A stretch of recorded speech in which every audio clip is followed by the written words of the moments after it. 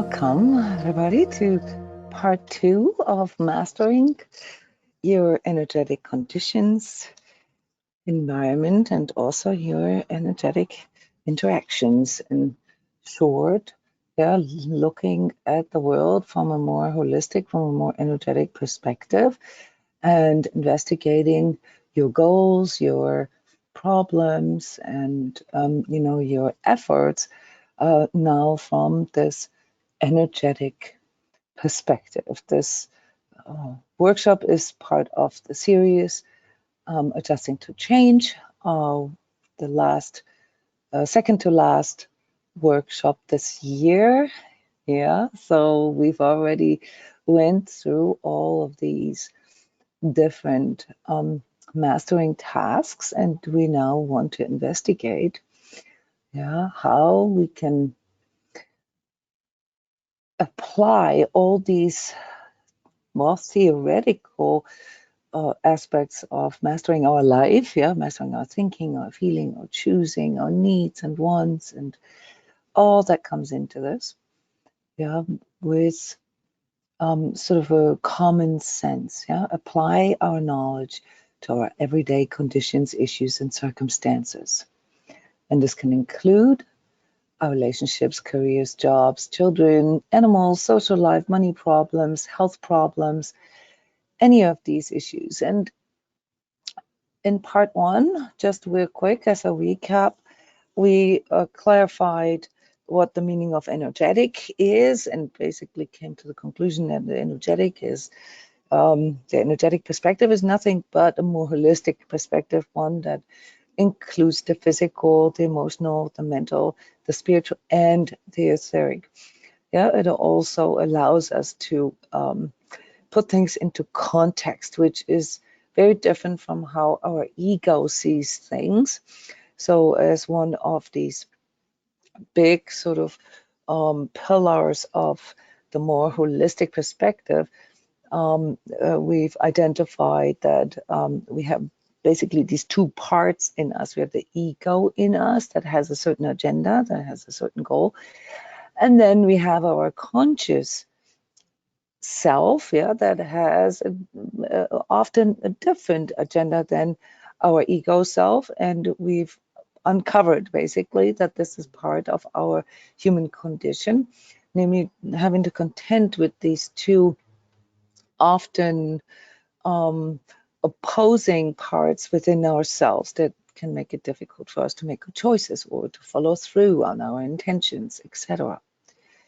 We also clarified, how our go-to is that we identify with our thoughts. So many of us have, very strong mind and lots of different, issues with the thinking process that we've addressed in the Mastering Your Thinking workshop series that can lead to deceptions. So we've uncovered another issue, and that is the issue with perception. That we can sometimes have an issue with how we perceive things, because that can then affect our decision making.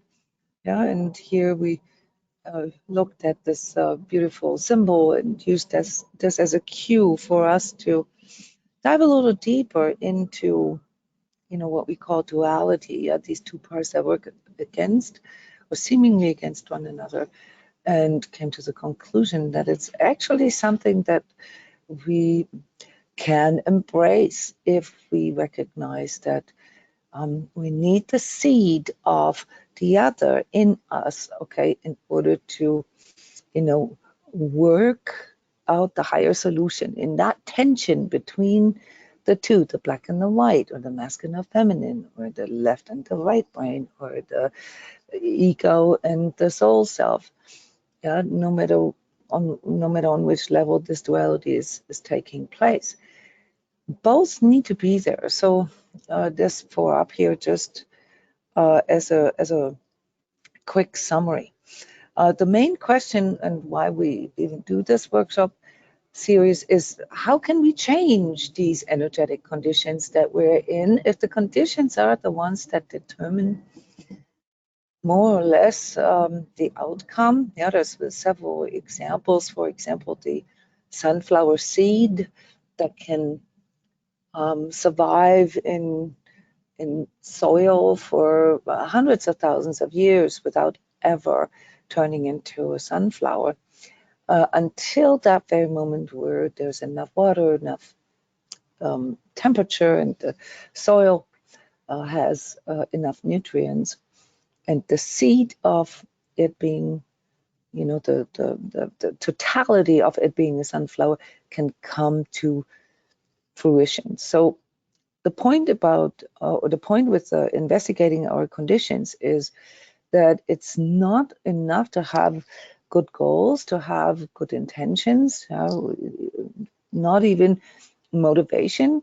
That is not enough. We also need to make sure that we are providing the right conditions for it. So no matter how beautiful of a sunflower you are, yeah, if you put yourself into dry soil, yeah, where the temperature is too cold and where there's not enough water, that sunflower is not going to flourish. So I hope that you understand what I want to say with this. This is a scientific concept. Yeah, it's basically nature versus nurture. Yeah, where we investigate the world based on, well, first the inner expression, or the inner seed, yeah, what it carries in it. For us humans, that would be our DNA and our collective epigenetics, yeah, and then the conditions in which we are born into, and that's psychology, sociology, and so forth. So these two factors always play into everything that we are perceiving and everything that we need to choose. So let's go back to where we left off. By the way, I don't know if you remember this, but I gave you guys a homework. I asked you to pick one area of your life where you would like to make changes. Yeah, where you would like to, um, let's say, achieve better outcomes. Yeah, and we're going to go through this and practice how to apply number one, yeah, defining the actual goal. Number two, investigating the conditions. And then number three, the problem solving. Yeah, namely, okay, how can we optimize either the goal setting or the conditions? All right, but before we get there, just real quick to get ourselves going here as a warm up. So when we look at ourselves as like with the potential that we come into this world, yeah, we realize that throughout the developmental stages of being a human, we basically mature, and it takes a long time. So our maturation process is fundamentally growth. Yeah, we never actually stop growing. A body stops growing at some point, and maybe some of our ability to retrieve and memorize information, not so much the processing of that, but we do get mentally a little lazy. Yeah, our ability to process our emotion changes over time due to the amount of emotions and the kind of emotions that we've experienced, and also our connection with our body changes over time. So there never really is an end to it. We keep evolving throughout our lifetime, and if you transpose that to the overall human conditions, you can say throughout the centuries, throughout the millennia, humans have evolved, and along with that, our conditions have evolved. Yeah, just think back 10,000 years. Yeah, when we as in humans just invented fire. Yeah, and when we were still nomadic, or when we just barely survived, in sort of a family tribe, all the way to settling down, basically realizing that agriculture is a better way of survival because we can pre-produce food and don't have to wait till food comes to us, or we don't have to travel with the food. Yeah, and all the way to inventing trade, and then later schooling and all these kind of things. So Yeah, we may think that the current state of consciousness here in our world is low, but really on a longer timeline, if you look back to what we know in recorded history, there's been a consistent and gradual increase and evolution, yes, of like how we feel about life and what it is that we care about and what our goals are. So 10,000 years ago, the average life expectancy was 35, and the main and only goal in life was to survive. Okay, so then maybe 5,000 years ago, it was about accumulating material wealth. Yeah, basically uh, producing security. I'm not just surviving, but maybe we're also securing our offspring's survival, and maybe even contributing to the wealth of my community and so forth. And then 2,000 years ago, there was a sort of a moral influx, yeah, where we started thinking about the morals of living together, yeah, that it's not enough to just do that, yeah, to secure life, but that it's also about something higher here, that we have to find ways to work and connect with one another, to have joy with one another, yeah, and to enjoy life in a community. Yeah, and then 1,000 years ago, we had this influx of what is right and what is wrong, what is the best way, yeah, to not just to get through life, but also to get into the afterlife. Yeah, and I'm just sort of throwing this out. This is not entirely or historically accurate. Yeah, and then we can look at the most recent past, like the last 150 years since the height of industrialization or the beginning of the first industrial revolution, where again, we accomplished many new conveniences in life, electricity and plumbing and all these kind of things that allowed us to stay healthier, to master our physical conditions better. Yeah, and science and the accumulation of wealth, etc., etc. We're now at a point in our human evolution where, well, we're still interested in accumulating wealth. We're still interested in survival. We're still interested in, how we can have a satisfying social life. We're still interested in the same things, so these don't go away. But things are shifting a little bit more toward fulfillment and purpose. Yeah, so at this day and age, we don't really come into this world and have to worry about how to get enough food or how to have shelter or clothing or how to find other people. Yeah, in most countries, we don't even have to worry about schooling. You can think about schooling what you want, but these things are provided. There's a basic infrastructure, yeah, that our society provides for us. So we don't really have to worry about those things. And in the last 50 years, 40 years, we don't even have to worry about getting information. We can all read and write. We don't even have to buy books anymore. Yeah, we can look up information online. Yeah, all these kind of things. So there's a continual change of condition around us. Yeah, and with it also a change of what we how we interact, but also what we find desirable or what we want to go for. So the energetics of life, as I called it last time, means nothing but seeing the world from the perspective of constant energetic interaction of consciousness, my consciousness, your consciousness, maybe even the consciousness of the planet, including, and this is important, including the physical, emotional, mental, social, and spiritual aspects.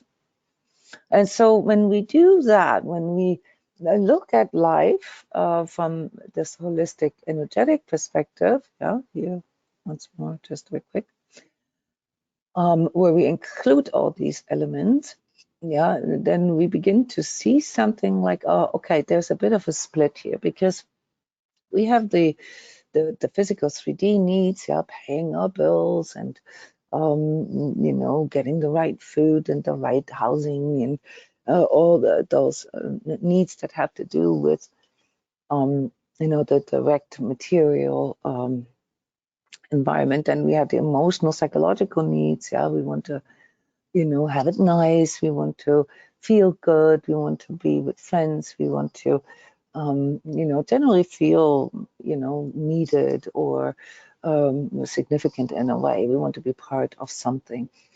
And on a mental level, we want to understand things. Yeah, we want to know why this and this and this. We read the news, inform ourselves. Those are all needs.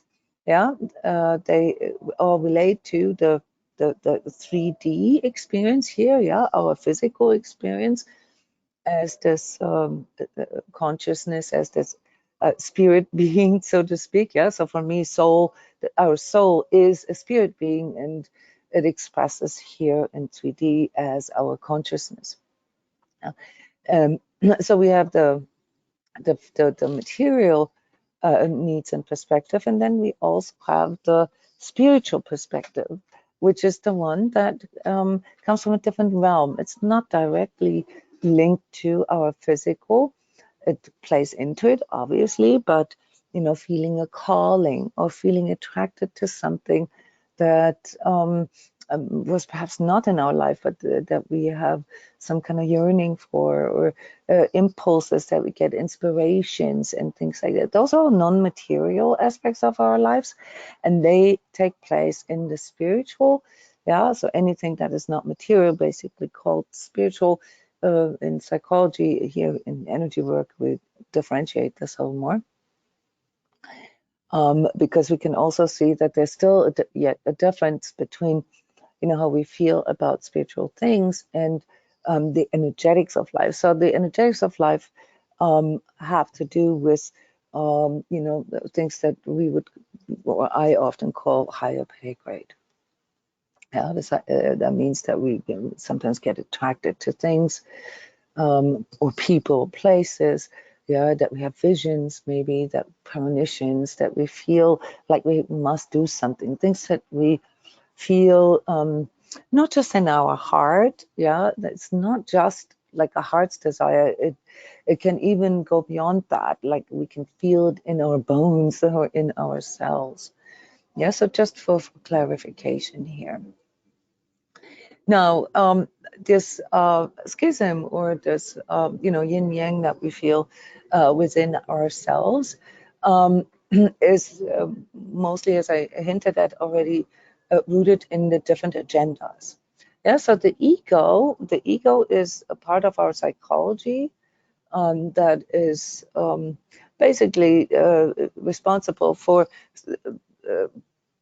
yeah, I could say it this way, securing our survival here in the physical. Its goals are primarily material of nature, material survival. Yeah, so physical survival, individualization. Yeah, like I want to be somebody. This is my personality and so forth. Those are all things that are associated with the ego.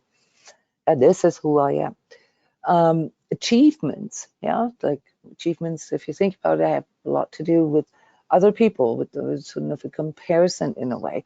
But they can also be on just the level of talents, or things that you're really good at, yeah, and and you want to excel in them, yeah. So this is still based on the materialism of it. Yes, and please interrupt if you have a question. I'm just still basically in the intro. As for the inner motivation of the ego, like how it feels like from within ourselves, the ego is mostly interested in avoiding problems, avoiding any kind of pain, and and simultaneously, seeking maximum pleasure. And pleasure can also be something like security, yeah, to not having to deal with the stress of survival, for example. Yeah, so pleasure, relief, comfort. Yeah, comfort. I'm going to add this here because that's people often understand the word pleasure, not realizing that comfort is actually a pleasure. Yes, Janet, did you want to, your mic line is open. Did you want to add anything to this?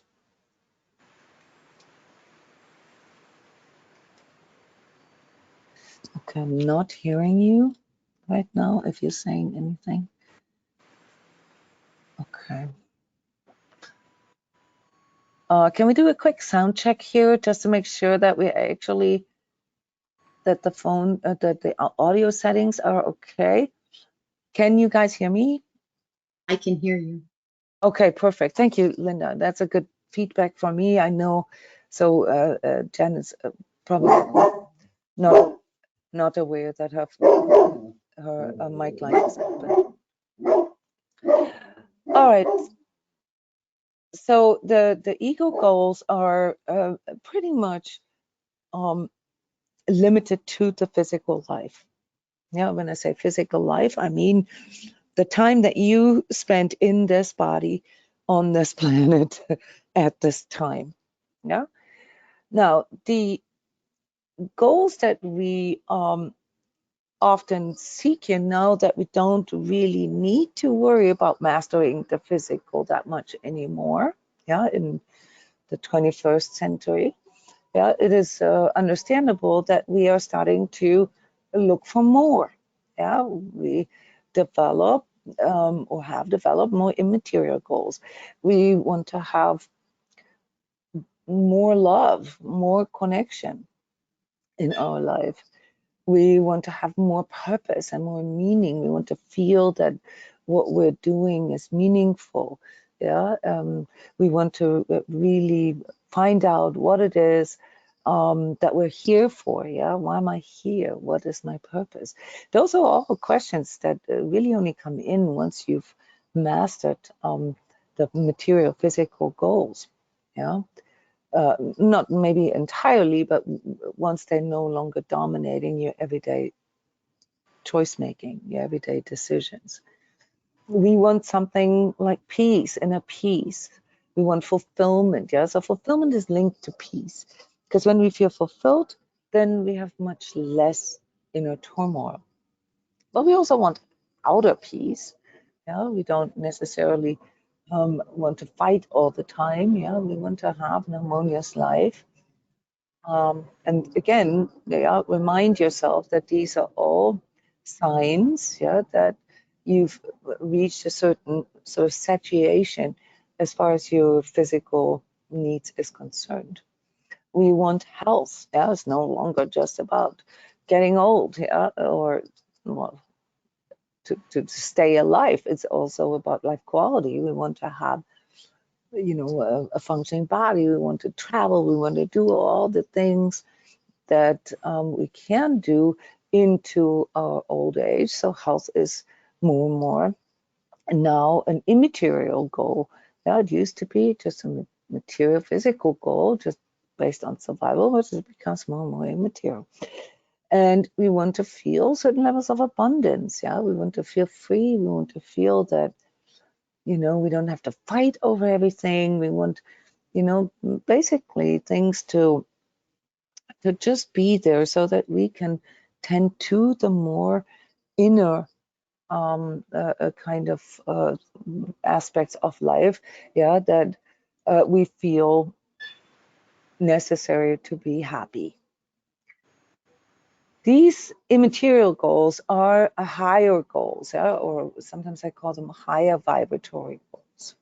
Yeah, they have to do with increasing your conditions. They're based on something that goes beyond just, say, necessity.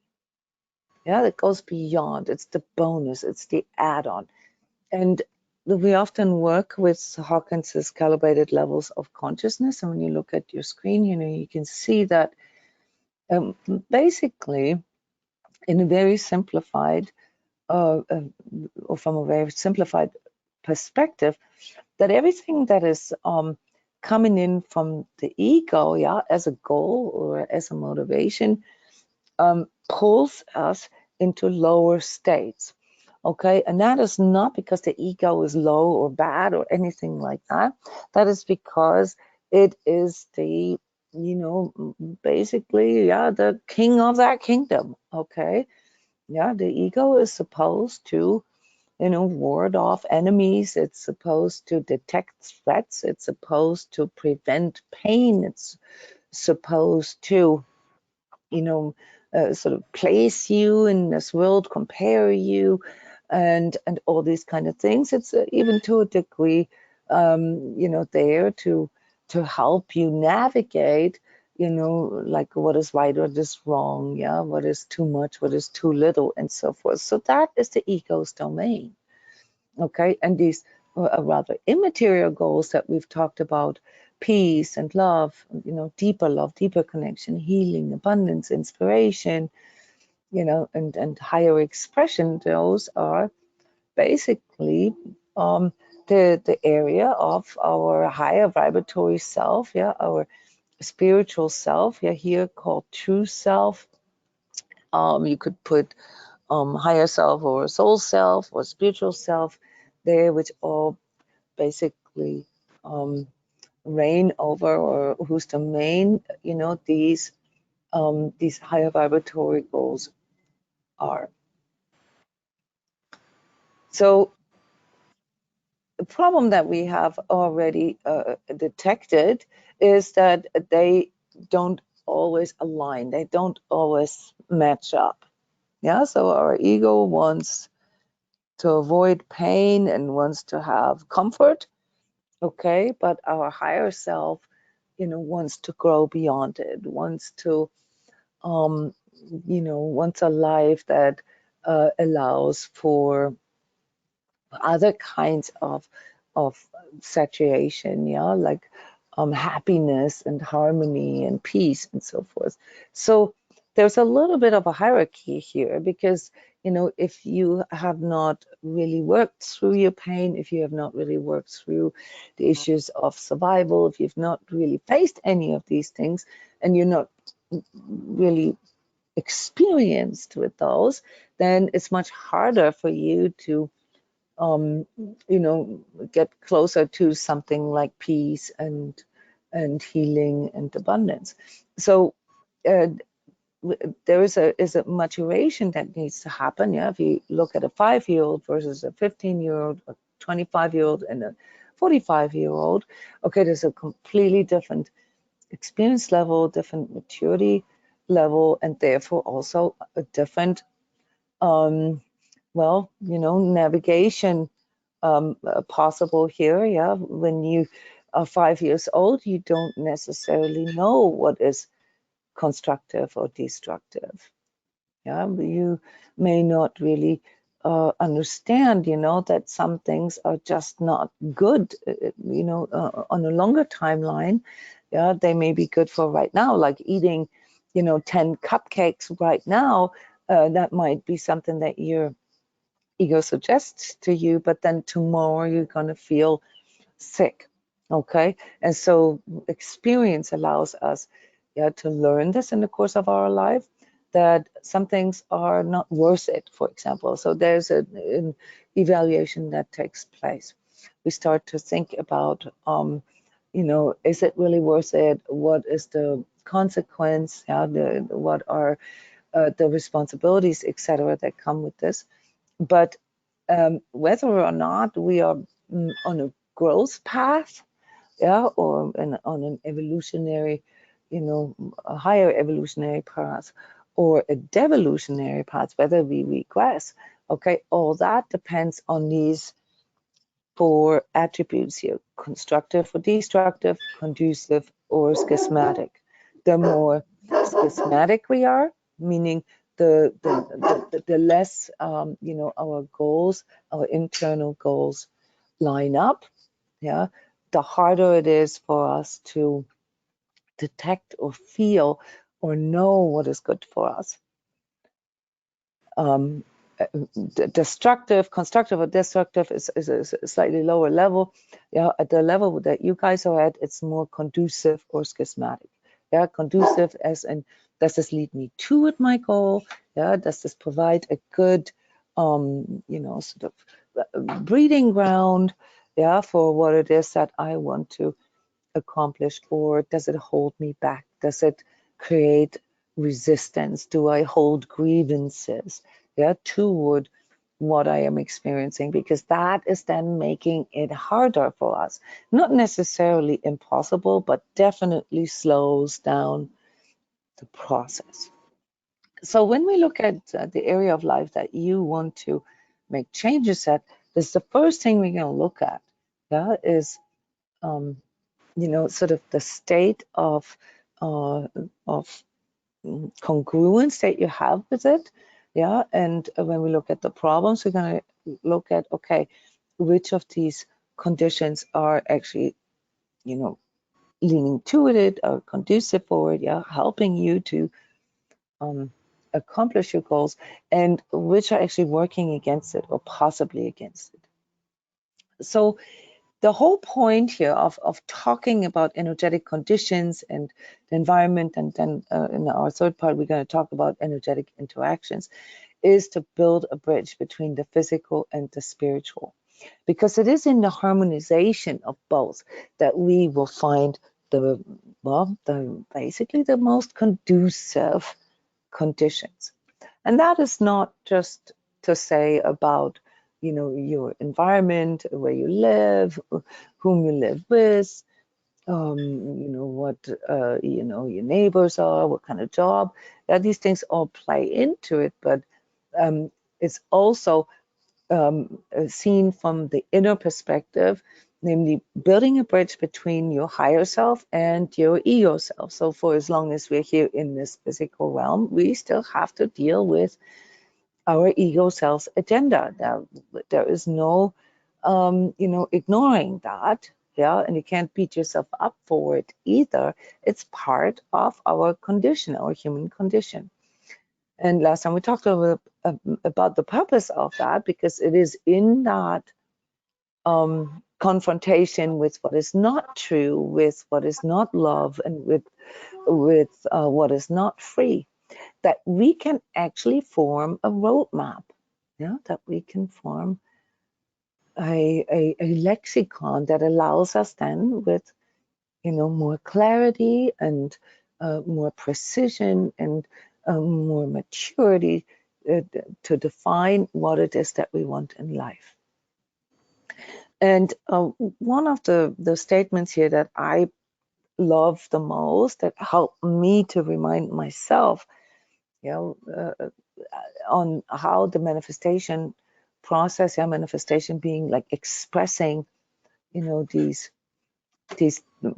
inner state of harmony in the outer world, is this: becoming aware that everything that exists must have existed in the conscious in form of thoughts, or if it is a higher pay-guide such as God, maybe as an inspiration, a spirit, before it manifested. Okay, let's feel into this a little bit. My statement is everything that exists. Yeah, so you can look around in your room or wherever you are right now, must have existed in some kind of conscious or thought form before it manifested. Everything that exists must have existed in a thought or in a consciousness before it manifested.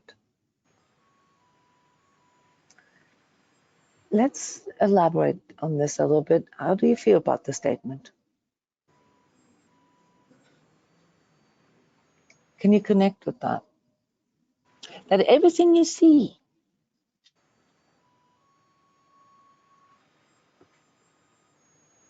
must have somehow be conceived beforehand, before it could manifest. Let's do some examples.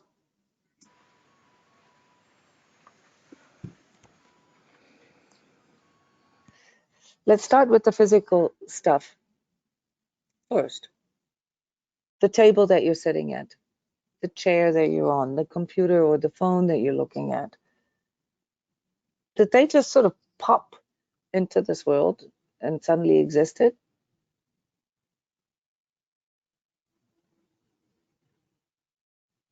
How did they come into existence? Someone thought of it. And is that it? Did they just think it and then it plopped? Or what's the whole process of that? I think, plan, build, or source. Mm-hmm. Lots of mistakes, lots of things that didn't work probably, or just worked a little bit. It's a whole process, right? But it all started with somebody thinking, wouldn't it be nice to have a thing in your hand, yeah, a little mini computer with a big screen, okay, that you can carry around with you. Somebody must have thought that up. And that was at a point where one already appreciated the use of a computer. Yeah. Well, zoom yourself back into a time where there wasn't a computer. What kind of thought do you think made computers become manifest?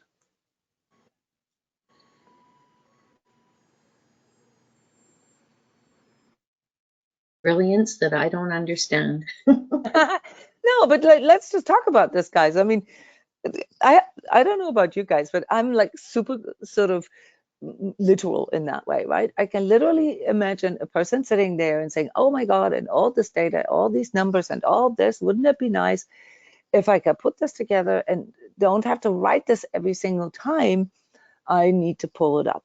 Or I could just search a number, you know, and it would go through all the numbers or text or whatever. I mean, take typewriters. Okay, you guys are old enough to remember typewriters, right? Most of you. Okay, who remembers writing on a typewriter? I do. I do. I was in college and there were still typewriters. Okay, so if we had to write an essay, we had to type it. Okay, I was one of the very few that actually, and the first one, who had a computer. And you know what the coolest thing was about the computer and the printer? I had a printer with it. I didn't have to rewrite it every single time. It was such a big step, you know, to being able to pull up something that I wrote before, to correct it, to edit it, yeah, without having to write the whole thing again. So I can imagine one day somebody sitting there, and wouldn't it be nice? And I happened to be in IT at the time, and I saw it happening with the typewriters. You know, the first typewriters that had a little bit of computer, they could store one line.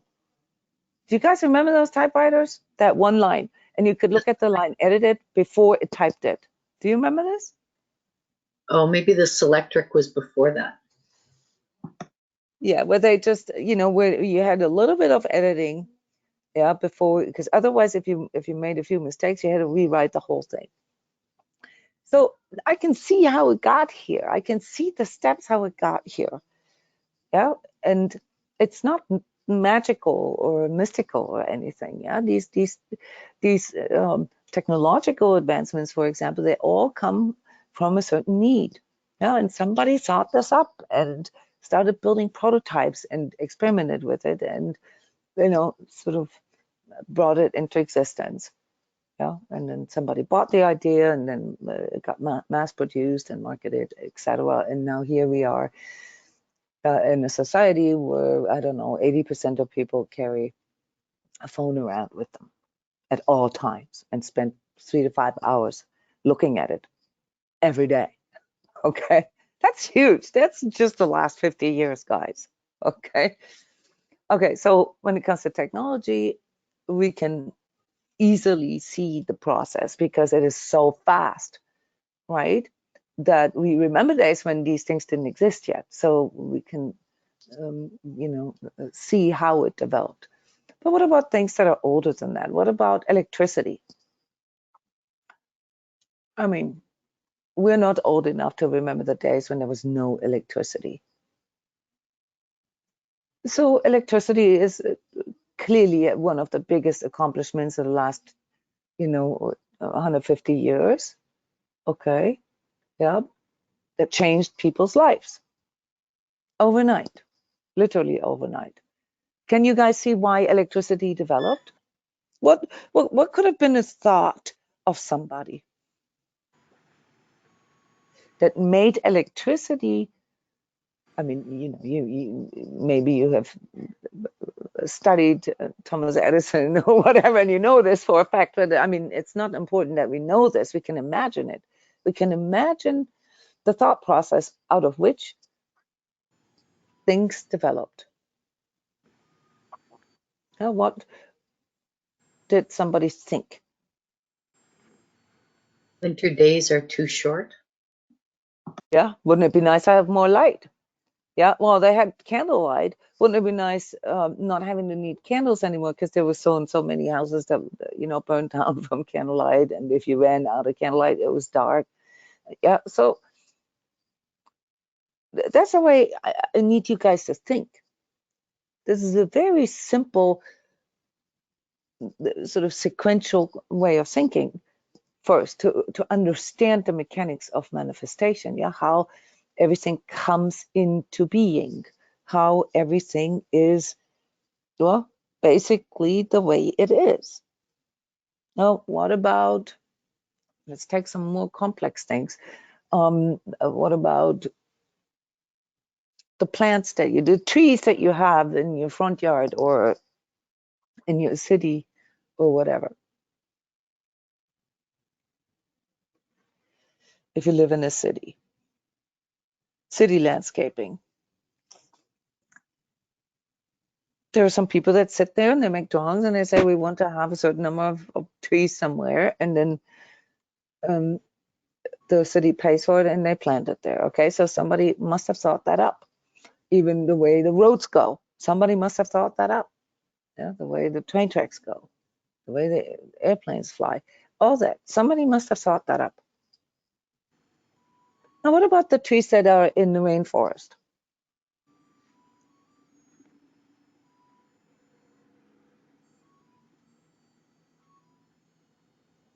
It's a little more complicated. Just natural are Yeah, only but part. natural. Yeah, natural. Yeah, but what is natural? I mean, did they just appear one day?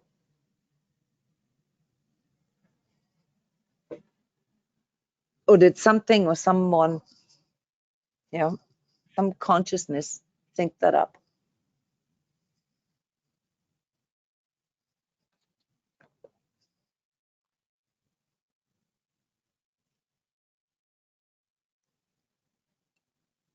This is the bridge now, the bridge between the physical and the spiritual. We're looking at a physical thing like the rainforest in the Amazon, say. Okay.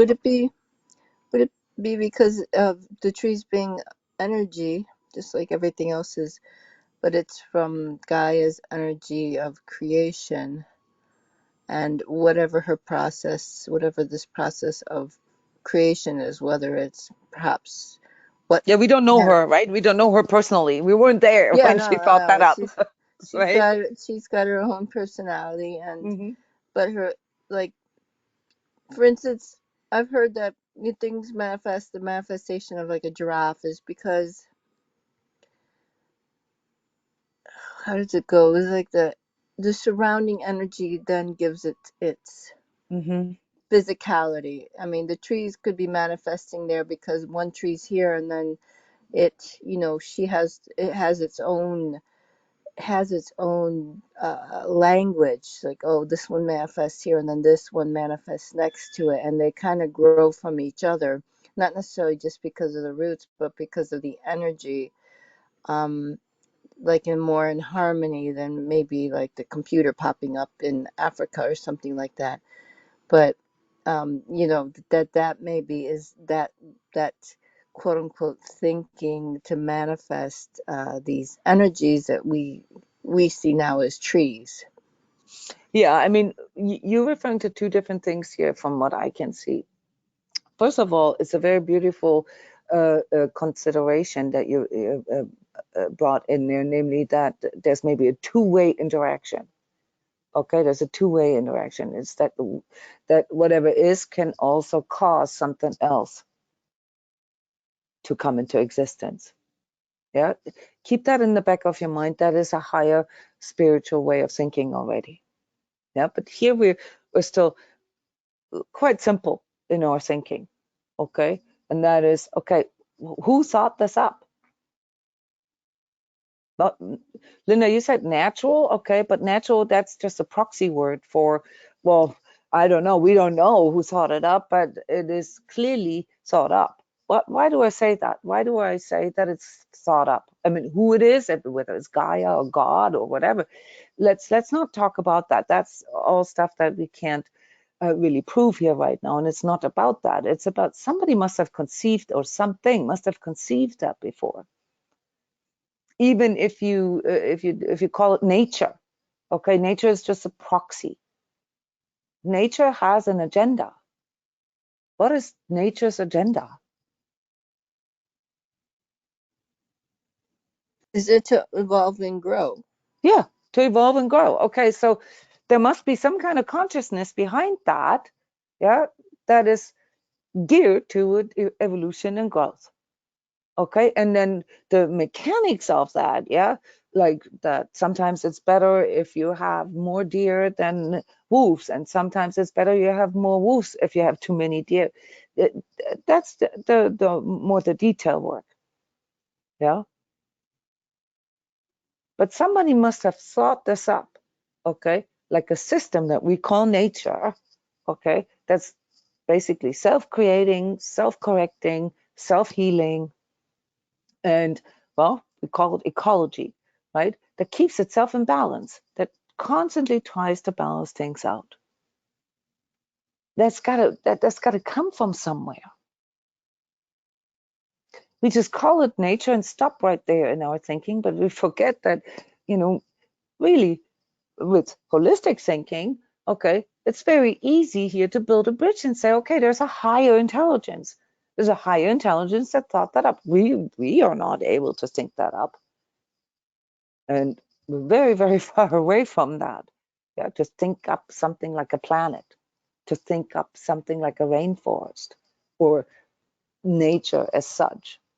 But just because we can't do it doesn't mean that nothing and nobody can do it. It just means that we as humans can't do it. But what if there's an intelligence that is much higher than us? And we have a lot of reason to believe that there is not just one level of intelligence higher than us, or when I say intelligence, I mean consciousness, but that there's several layers, several hierarchies of consciousness above what we can, at least here, for as long as we are in this human form, can conceive. And the moment we are believing in something like a higher power, okay, we can say, even with a scientific mind, okay, there is a consciousness that is higher than us, that has conceived nature, that has conceived perhaps even us, that brought us into existence. Yes, then the interactions that we have, that's the two-way aspect, they then form the detail work of it. Yeah, our interaction with nature and our interaction with ourselves, and nature interacting with nature, and so forth. So those are then things that one can only learn through experience or through time, if you will. And there's a constant fluctuation, obviously. Yeah, we're now at a point with 8 billion people on this planet, yeah, where our influence on nature becomes bigger and bigger, to the point, yeah, this is the whole climate change discussion, yeah, where it looks like that, just the mere fact that we are so many may actually become destructive for the planet. Now, we've had this discussion here in the course of this workshop series this year, so I would like you to refer to the climate change, the 2 climate change workshops, yeah, whether or not we are actually whether we actually have that influence on nature, or whether it just appears that way. This is something that one needs to think through separately. Okay, but we can clearly say that everything that surrounds us, yeah, that we can see, everything that we accomplish in our life has to have existed in some kind of thought form beforehand. For example, if I now point at us as individuals, the work that you do, the partnership or the relationship, friendship that you're in, the way you look at life, the way you see yourself, your home, the place where you live. Those are all things that you can choose, right? You can choose those. You may not always agree with the conditions that you're in, and you may say, sometimes I'm forced to choose certain things. But even if that is the case, all of these things that you have in your environment right now that form the conditions for your continual evolution, your continual manifestation process, have to have existed in you in thought form before. Can you follow me here? Yeah, the kind of life you live right now, they must have somehow at some point existed as a thought form. Yeah, so let me give you an example using myself as an example, and then I would love for you guys to share how you see this with your own life. So here I am. I work as an energy healer and a coach and a therapist, and I run an elementary school. I work as teacher there and as principal. I have a family. I have 3 children and 2 stepchildren. I have 2 dogs, and I have a marriage. I have a household. And I don't mean like have as in like getting only like accomplishment, but those are all things that I have in my environment. And each and every one of them has been conceived by me, you know, consciously or unconsciously, in my thoughts. I made a joke a lot of times, or many times, about, you know, becoming a healer. And I mean this because I remember that kind of thought, yeah, where I said, I'd rather kill myself than work as an energy healer, okay? So I had a lot of resistance to it, certain thought forms and their manifestation, and yet here I am, okay? So I'm not talking about whether I agree with those thought forms or not, but everything that I have here in my life, yeah, that is laid on my desk, that is, you know, on my task list for tomorrow, that happened today, yeah, including I was sick today, so I could not go to school, and I had to tend to my self-healing process, and all that, everything that is going on in my life is part of what I'm thinking and what I'm perceiving, okay? Everything, yeah?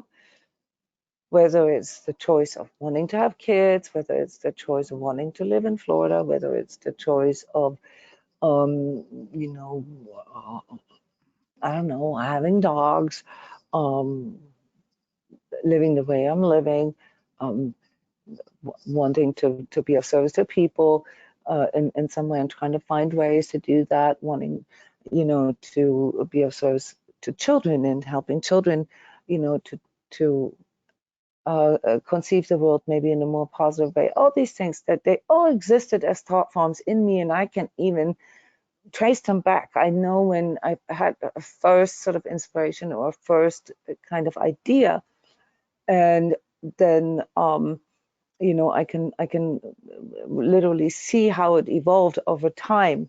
Yeah, so this idea of wanting to be of service to people, I had that very early in my life. It's almost like part of, yeah, well, instinctual almost. Okay, I did not want to have children, definitely not until I was 29, and then all of a sudden I wanted to have children. Yeah, I remember all these thoughts and all these ideas and how they evolved and how they changed and how they, you know, became, you know, how they refined and so forth. Yeah, all of them. And I'm not saying that everything is hunky-dory and everything is the way my ego wants it. That's not the point. The point is that I can see how no matter how much my ego wants to say, oh yeah, but I only had to do this because of this, and oh yeah, I was forced to do this, and da da da. I can hear my ego debating me on certain things, but that's just, you know, really immature because at the end of the day, I conceived it, and because I conceived it, yeah, my energies aligned to it and led to the manifestation of it, even the bad things in my life, even the things that I experienced as painful or as, you know, not what I wanted. So the reason why I use myself as an example here is because I constantly pay attention to what it is that I conceive.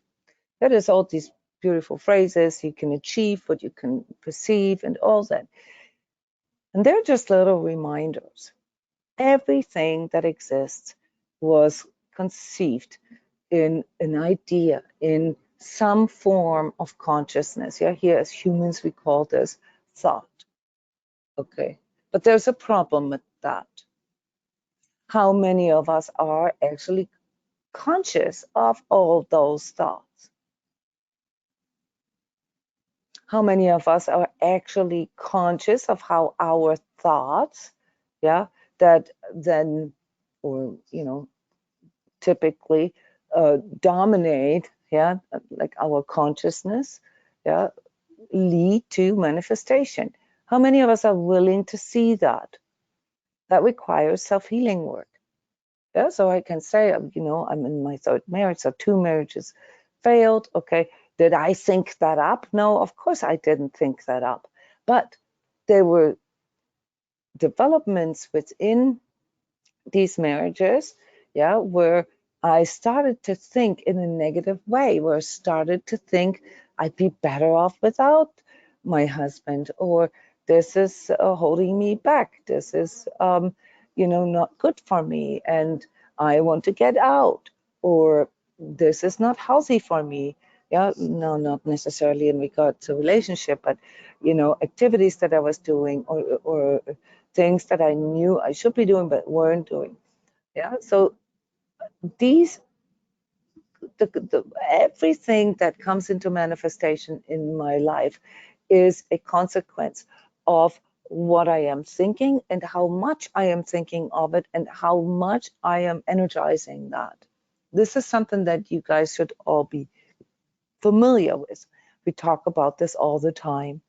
Yeah, how whatever it is that you hold in mind, yeah, sets basically the direction in which things are developing.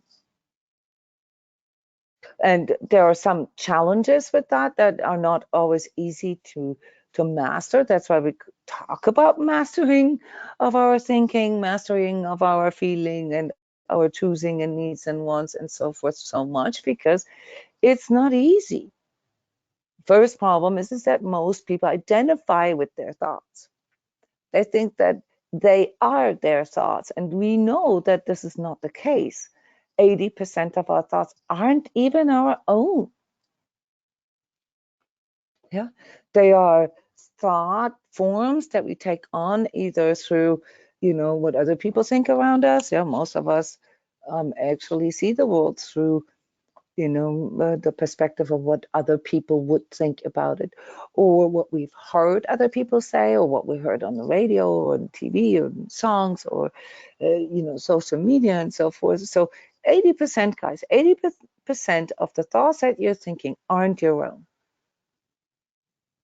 Okay, this is a bit tricky already, because that means that only 20% of the thoughts that we have contribute to our conscious manifestation, or can contribute to our conscious manifestation. 80%, if 80% of our thoughts are not our own, that means 80% of our manifestation process is unconscious to us and somehow influenced by something on the outside of us. Then the second problem we have is the duality of our ego. It's the conflicting agendas that we have, yeah, based on our ego's goals, which are different from our true selves or higher selves or spirit self goals. Yeah, our ego just wants comfort and survival, but our higher self wants peace, love, beauty, forgiveness, all these kind of things. All right, so these are conflicting. Why are they conflicting? Well, let me just explain that in a nutshell here. Yeah, when I make everything about survival, things such as harmony or balance, or like what's best for the greater good, cannot always be fulfilled. Yeah, because if I make it only about myself, I cannot simultaneously align myself to what is good for the greater good. Okay, so you see, from an ego perspective, it's impossible. When I'm in my ego, it is impossible to manifest my higher goals if I am still identifying with my ego goals. Now, the higher goals that we have, when we are in a higher state of mind, in a higher vibratory energetic state, they don't have to necessarily contradict our ego goals. And this is the beauty. So the higher vibratory, the higher you are become in consciousness, the more evolved your consciousness is, the more inclusive it becomes. And this is basically the art, yeah, of mastering your conditions, is that you realize, okay, so my ego wants, oh, me, okay, and my higher self wants, peace out and chill and kumbaya. All right, the question now is, how can I accomplish both? How can I feel as an individual? How can I make sure that my needs and my fundamental, wants and survival and all of that is met, but at the same time also be contributing and, like create something greater than myself? So this is really important here. Yeah, the more we are in our ego, the more exclusive our goals and the more restrictive they become. The higher we are in our consciousness development, the more inclusive they become. It becomes easier. It becomes easier in the end. Notice less contradiction. One thing that many people struggle with that have trauma is that there's a hardwire.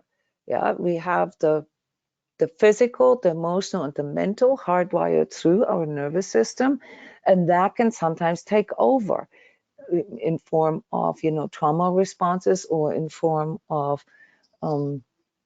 anxiety, for example, yeah, where your body starts doing things and you can't control that, or where your thoughts, yeah, go and where you can't control your thoughts, or where your emotions go out of control and you can't control your emotions.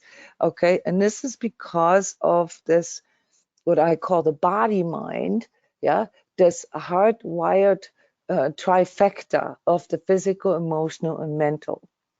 It's also the reason why I've chosen energy healing as the modality, to be of service to people, because it can out vibrate that. It can bypass these hardwired reactions. In other words, as soon as we perceive our life in a higher vibratory way, in a more holistic way, we can see new ways of healing, new ways of manifesting, new ways of choosing. Yeah, for as long as we are caught in our body mind, we will always be bound to the ego. This is a very important to understand. Yeah, anybody with trauma knows exactly what I'm talking about, because there will be restrictions that you cannot necessarily control. And the only way to get past them is to actually form new pathways, yeah, to a higher mind, to a higher consciousness in you. And I talk about the technique here in a little bit when we go to the homework. So the point of all of this is to show you that, you know, when you feel trapped in a certain condition, okay, that the change of that condition cannot happen from within the very condition that you're in, and the way of thinking and the way of emoting and the way of doing things. You have to build a bridge. You have to form a new pathway that allows you to approach whatever the goal is from a new perspective. And the reason why this works is because ultimately it is your consciousness that is doing that. And your consciousness is the place where everything that is manifested is conceived first. So the biggest issue with change in life is that it's a restriction of conceiving change. That's so the very first thing that we need to set straight with ourselves, that we really need to drive home with ourselves, is that change is possible.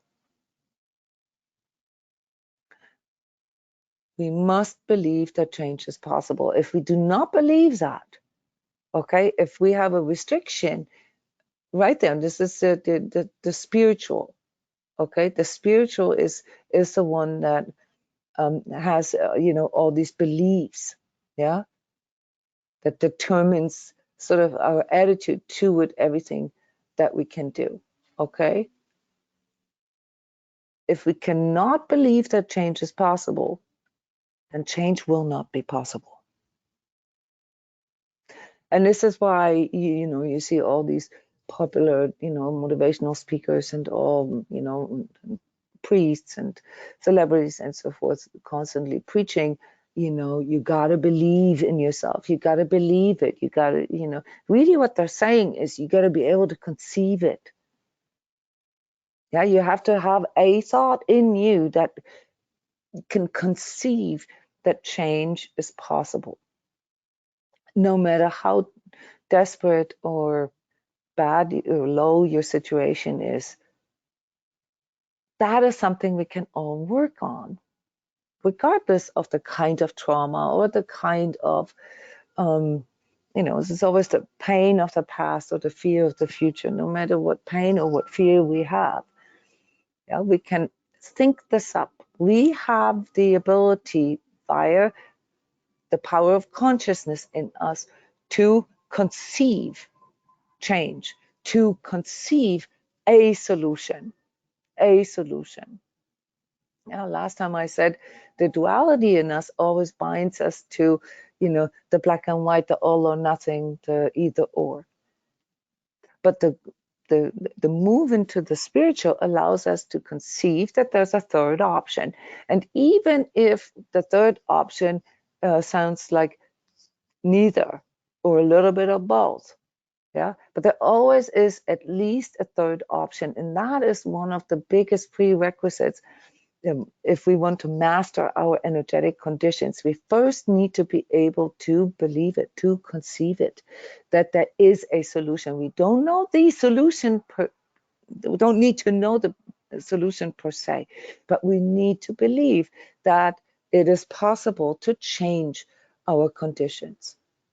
Okay, and then the next level to that is, well, you know, instead of getting all tangled up in this or this or this or that we need to change, yeah, we might want to look into how we can optimize, you know, what it is that we believe. That's why all coaching programs are basically programs that have to do with changing our belief, yeah, changing our belief systems, our thought structures, our preset assumptions about life, our attitude to life.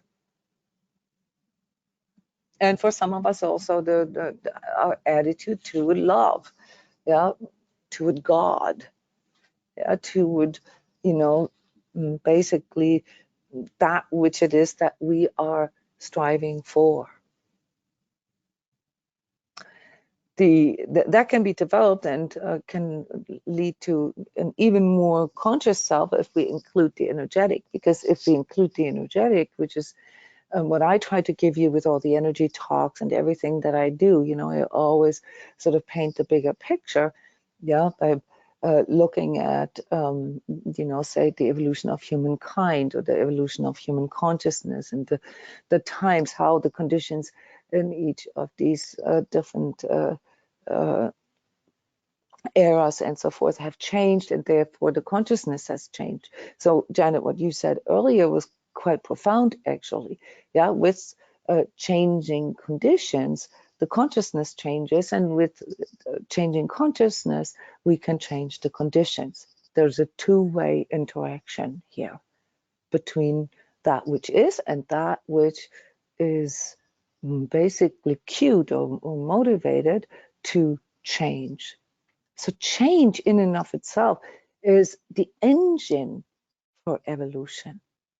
Yeah, without change, there wouldn't be any growth, there wouldn't be any evolution.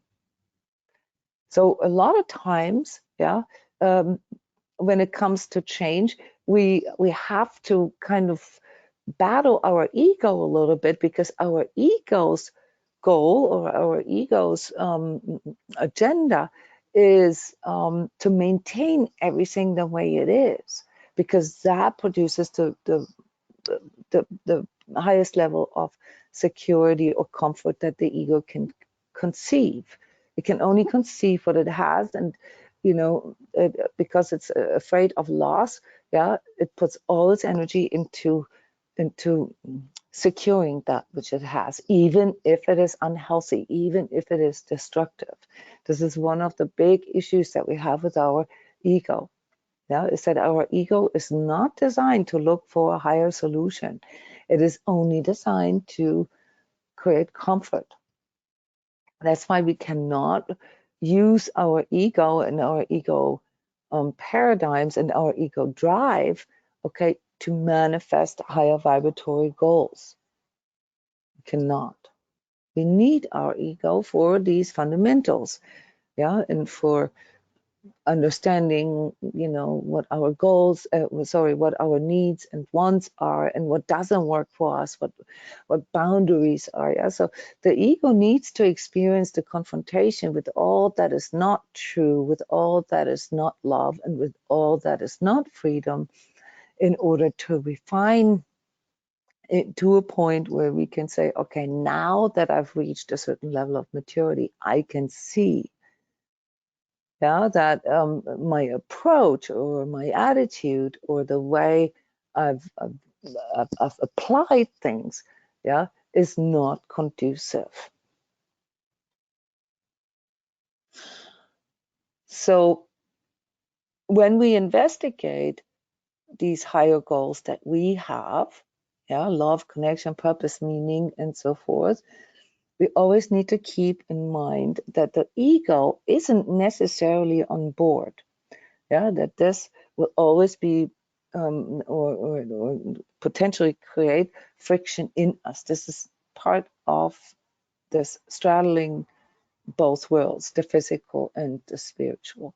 All we can do though, and this is then what we use as benchmark for developing our inner lexicon, is feel the resistance. We can feel into it, and we can ask ourselves, you know, does this feel supportive? Does this feel like it's moving me forward? Does this feel, embracing of change, embracing of growth, or does it try to stop it? Does it try to, restrict? Does it try to reduce? Does it try to minimize? Yeah, these are parts of the tool set that we can use when we approach this with consciousness.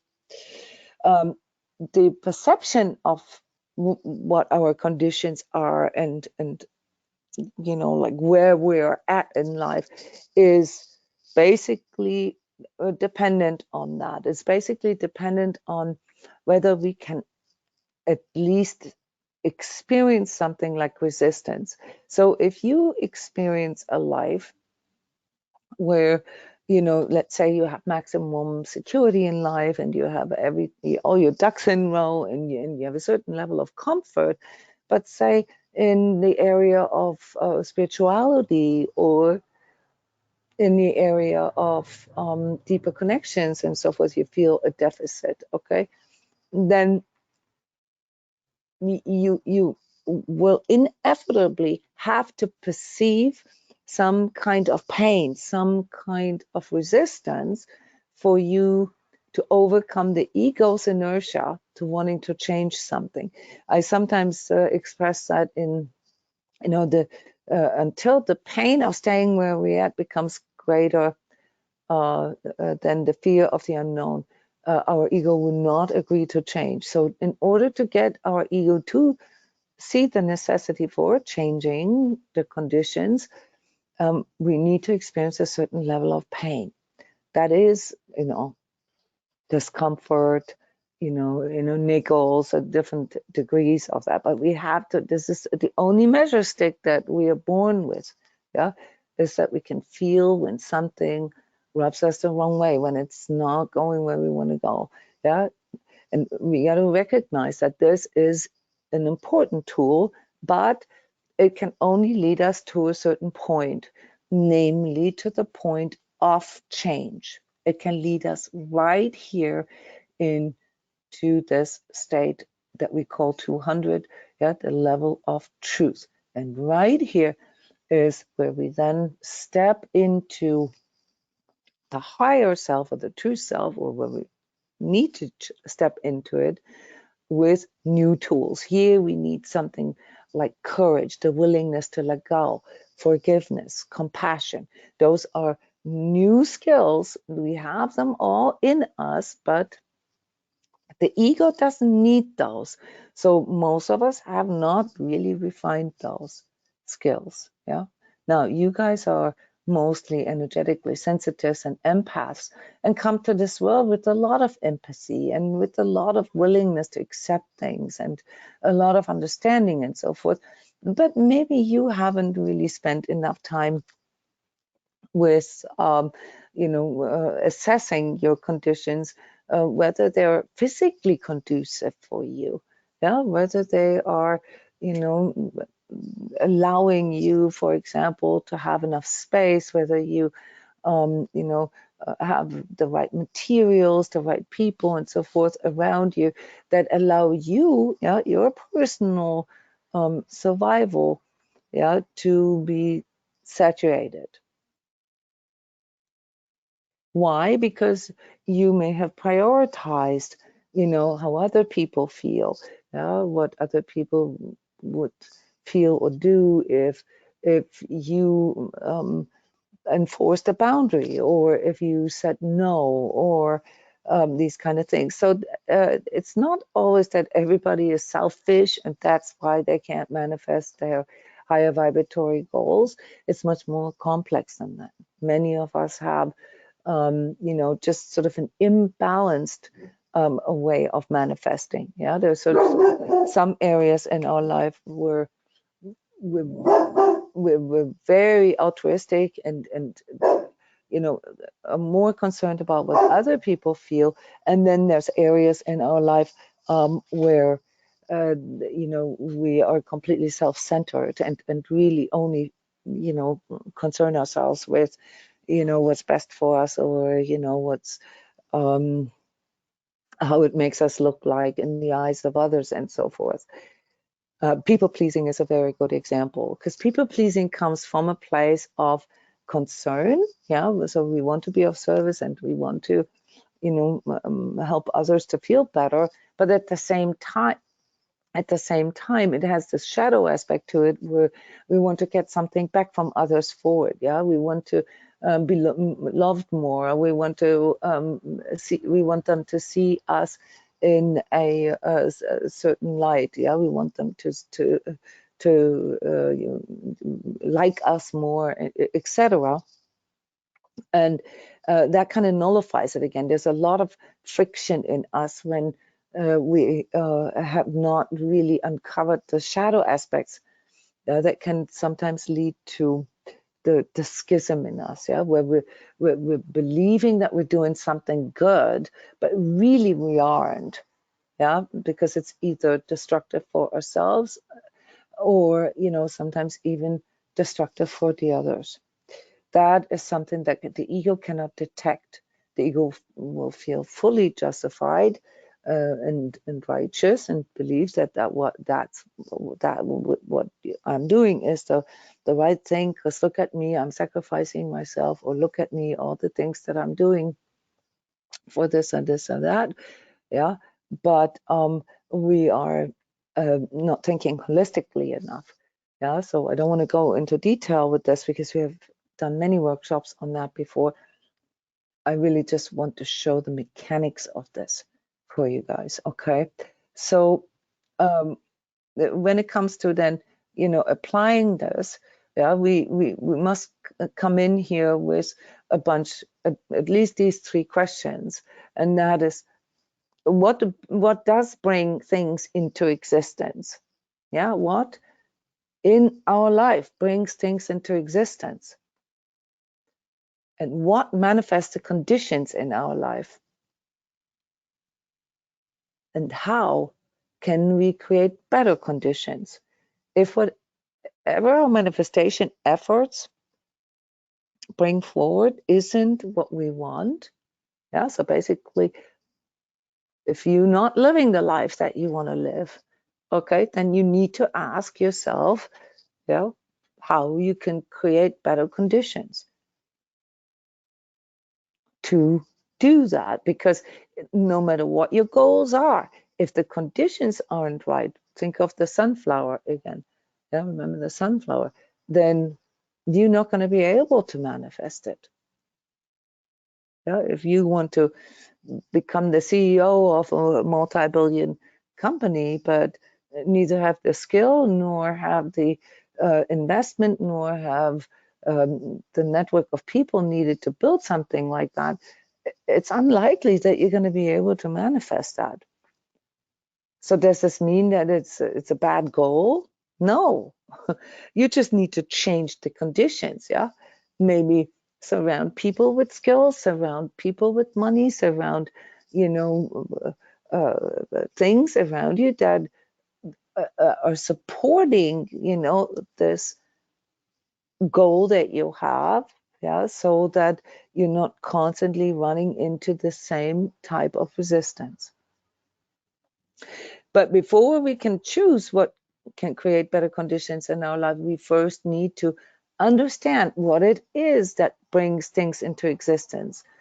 Yeah, and that means we have to look into, what our daily thoughts, our daily attitude toward life, yeah, what it is that we are basically feeding our mind with all day long, because whatever it is that occupies our mind is what manifests.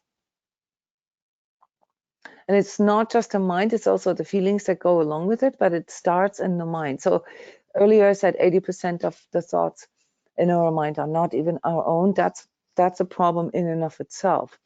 But these 20% perhaps that we are conceiving our own, yeah, that of our own, that we are thinking ourselves, you need to investigate what they express.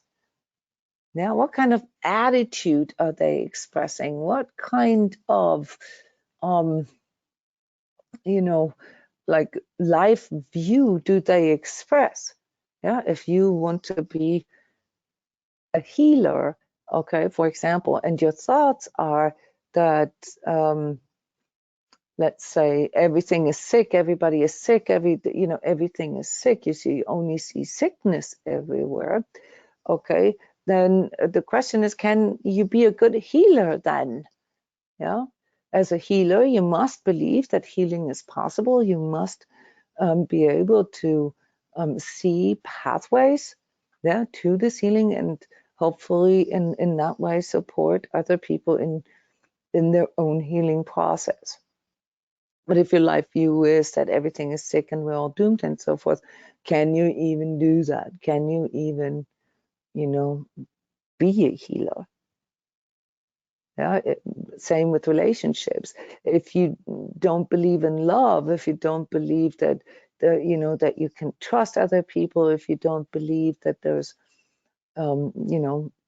something like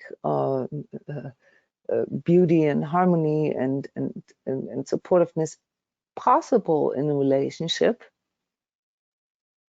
then I doubt that you will be able to attract that into your life, because what you hold in mind is what you manifest. So how can we get out of that conundrum? How can we work this, guys? This is what this workshop series here is about. So the homework here was to pick one area in your life where you would like to change the conditions.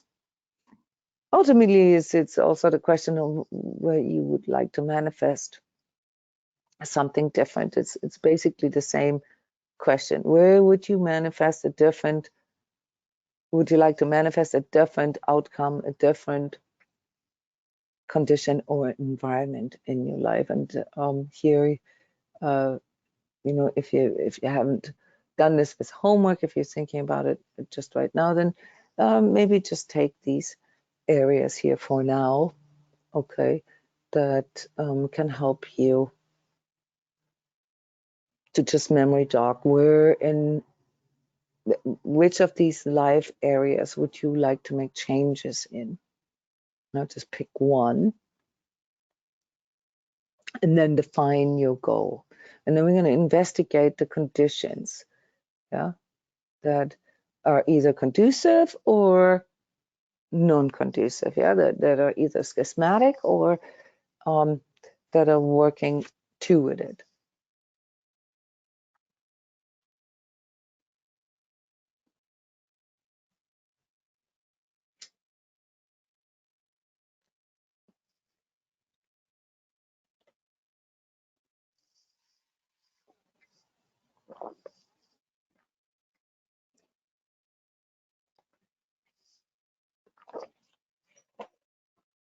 What area in your life would you like to manifest different conditions than you have right now?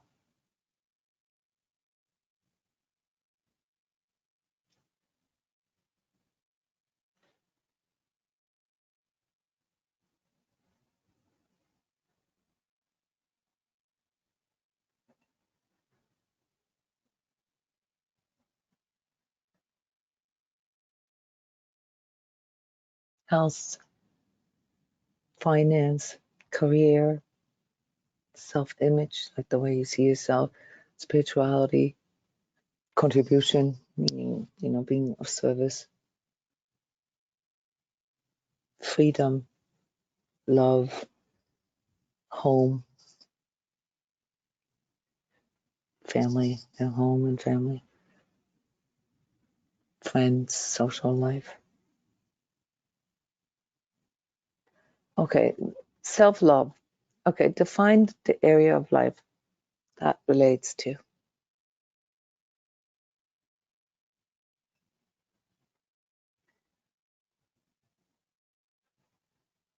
Inner. Yeah, but I mean, if you just look at that circle here, where would you place it?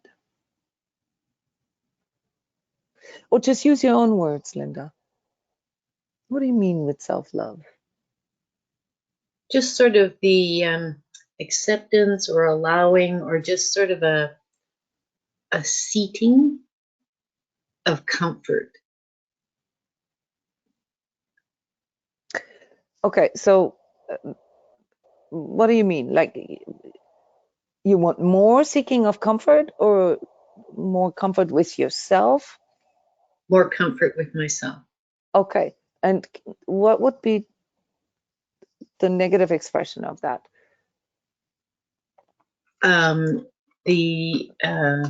can't remember what you call it, but the negative self-talk. Okay, Maybe. negative self-talk.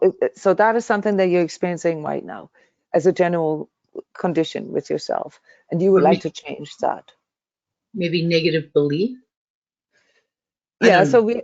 yeah, this is detective work here. Okay, so um, it's best if you start with the symptom, because maybe what you think you need is not necessarily what you need. This can also be part of the problem with your condition sometimes.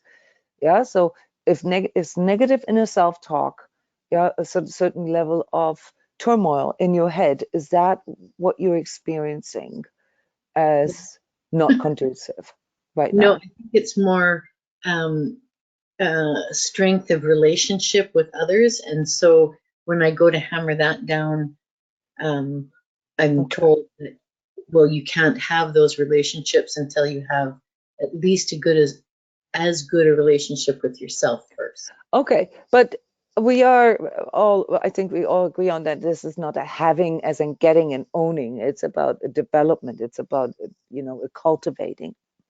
Right. Right? So you can't really say, I want more self-love because that's the result. Okay. Okay. Yeah, you feel more self-love if you have less turmoil, a more positive attitude toward yourself, toward relationships altogether. Do you know what I mean? Like it's basically the other way around. You may find that at the end of the day, yeah, that it is in cultivating the relationship with yourself that it makes it easier for you to cultivate relationships with others. Yeah, that only here to teach you guys how you often preoccupy yourself with things that you think you need, okay, that don't really fit into what your situation is, okay? Because the one thing, Lynna, that you said that is more pertinent here is that you would like to have more love in your relationships or more connection. Yes. Is that correct? So stick with that one because that's a great goal. Is that an ego goal or is that a higher goal? I think it's a higher goal. Hmm. Yeah, because you have relationships, but the relationships you have are not satisfactory for you. They're not deep enough or not, like they don't fulfill. They're not fulfilling enough. So that's why there's a seeking there. There's a like I want something that is deeper. I want deeper connection. Okay. So that's a good goal, and that's I would write that down. Okay, because that's something that you need to fill your mind up with. If you want to manifest that, then that needs to be very precise. It needs to be very clear to you that that is what you want to manifest. That if you task yourself with manifesting self-love, you run into all sorts of problems because self-love is not something that you can manifest. Self-love is something, is a feeling, okay, that you feel along the way. Okay. Yeah, this is not a result. Self-love is not a result. Whereas happiness or um, peace, those are more like results. Yeah, you will feel them. But self-love is not something that you can say, oh, I have a lot of self-love. Yay, now I'm happy. It's just a prerequisite for things. Okay. Just like, wanting more consciousness. You can't wish for having more consciousness. Do you know what I mean? Yeah. Yeah. It comes as a result of you, investigating things and thinking about things and executing your consciousness. You grow your consciousness, just like love. Yeah. So more love comes through, well, executing more love, doing it more. Yeah. And self-love is part of that. That's what cultivating means. It means like engaging with it, doing it. Yeah. And then you get more. Just like how you build more muscle when you exercise more, yeah, and you lose muscle when you exercise less.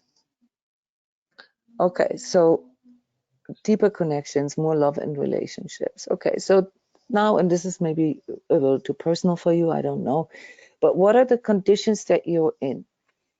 How is your life set up?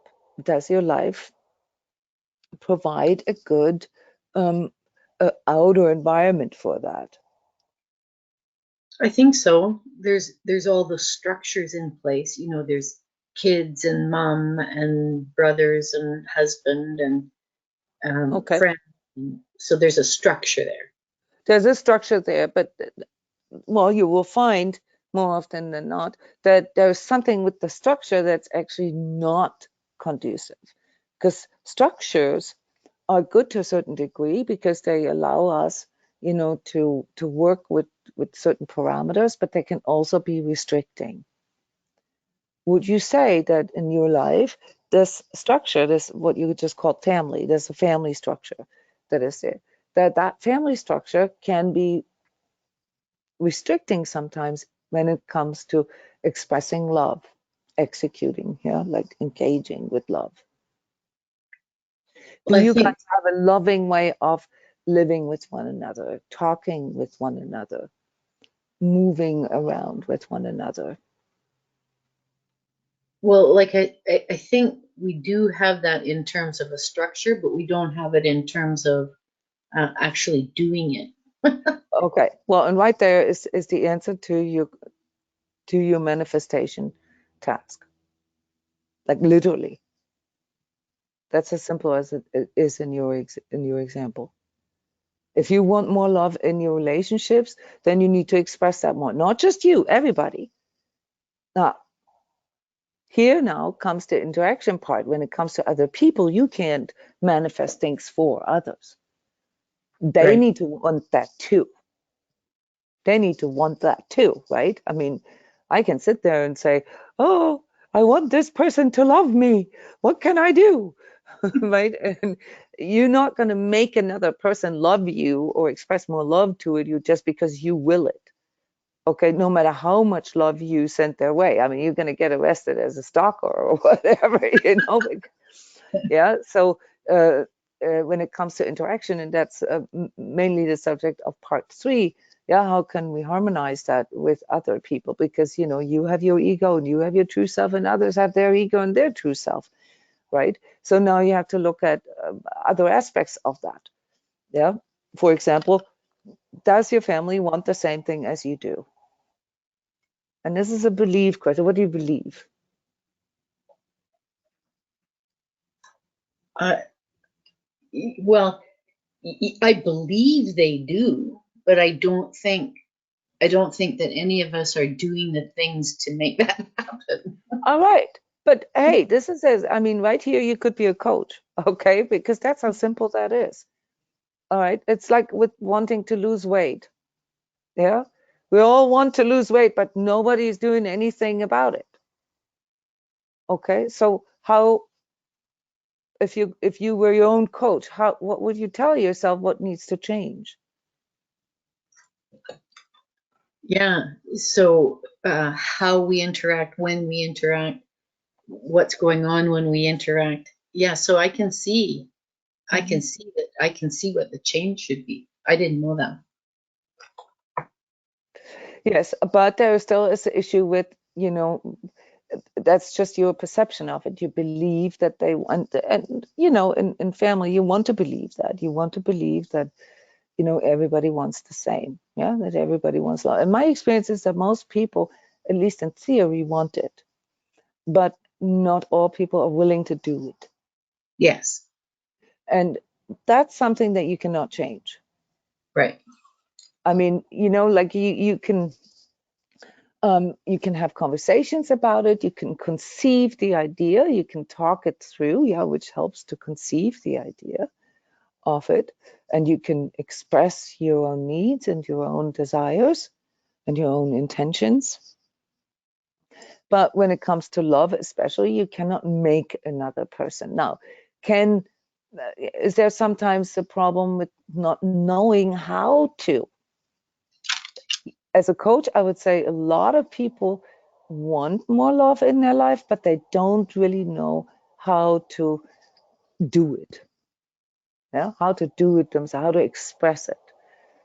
Okay, so last time I said, everything that manifests in our life is basically the outer expression of something inside. This is of an inner process, okay, which is the same as everything had to be conceived by some consciousness before. So for you to wanting to change that, there must have been the need. There must have been some kind of lack or something. Like you feel there's not enough love, right? A certain pain that you are feeling due to the fact that there's not enough there. You would Yes. like to have more. Now, when it comes to others, they may have different pain thresholds. Okay. Yeah. So sometimes, number one reason why they have different pain thresholds is they've never really experienced more love, than that. So they already think that this is a lot of love, and they don't have the same need, because they cannot conceive, they cannot conceive it how it could be in a more loving way. This is something that applies to people who grew up in families that were not very loving. Yeah, so it's not part of their scope. They do not know that there could be a different way. Yeah, so for the main part, especially when it comes to family structures, recreate the family structures that we are used to, that we grew up in. So that's something that you can investigate, Linda. What is the Okay. family structure that you grew up with, and your husband or your sister, brother, and so forth? Yeah, and how was the expression of love there? This can help you to just have more compassion. Yeah, because as you can imagine, when it comes to love, well, it really depends on how people perceive this. Yeah, so somebody who grew up in a family structure where there was physical abuse or verbal abuse, yeah, a family where there's no physical abuse and no verbal abuse may feel very loving for that person, yeah, because they have a different benchmark, yeah, they have a different measuring stick than you do. Yeah, so for some people, the absence of abuse is equal to the presence of love, because they don't know any better. But people who grew up in a very loving home, yeah, obviously they have a different benchmark. They've experienced it, what it could be like, when people are, and these are attributes that you would have to fill in, how do you know that it's loving? Now, maybe through the expression of compassion or patience or listening to one another, heeding each other's and respecting each other's needs and wants. Yeah, so this is the homework that you can do for yourself, and anybody can do that, even if it's not love related, if it's about happiness or fulfillment or any of these higher goals. Yeah, how do you know that you have it? How does that express for you? Yeah, like paint the picture. Yeah, like what could that feel like? What could that look like? You have to be able to define it for yourself so that you know, what an expression is or what a condition is that is conducive, that is working toward it, and what is not conducive. I can give you an example. I've spent most of my life, trying to cultivate the expression of love, and I've noticed that there are things, conditions that can strongly influence this, how much I am able to express love or others. One of the things, and this seems trivial, but it really kind of is stress. Lots of appointments, lots of sort of an overscheduling and an overcommitting and having too many things on the family's plate, yeah, does not leave enough space for manifesting expressions of love. There's never time for it, because expressions of love need time, and they need trust. Yeah, there needs to be some kind of, ambiance, if you will. Yeah, there needs to be enough opportunity for it. Yeah, if everybody is constantly running around and has to go here and be there and there's not enough. The conditions aren't conducive for that, as opposed to, for example, having a dinner time together every night, planning in enough time for that, spending time talking about things together, maybe even engaging in something like play, yeah, playing things together, doing activities together where there's a lot of opportunity to express love. That would be an example for, how to bring in, at least better conditions so that they can express. Do you know what I mean? Yeah, Yeah. I see a lot of families, for example, that don't even eat dinner together. They barely have any time where they're all together. Okay. And so, the lack of expressions of love is not really a mystery here, because there's not enough space for that. It's just like someone who says to me, yeah, I would love to have a dog, but has, like, say, rented a house or apartment where you're not allowed to have dogs. Okay, so what are you going to tell that person? Believe it harder, believe that one day you're going to have a dog mystically, yeah? Or just say, hey, why don't you just get rent a different house, or rent a different apartment, because then at least you have the option. Yeah, at least you have the option of having a dog. So sometimes in our manifestation efforts, we just didn't think this through enough. Yeah, that what it is that we want also needs to have space, or needs to have the opportunity to come in.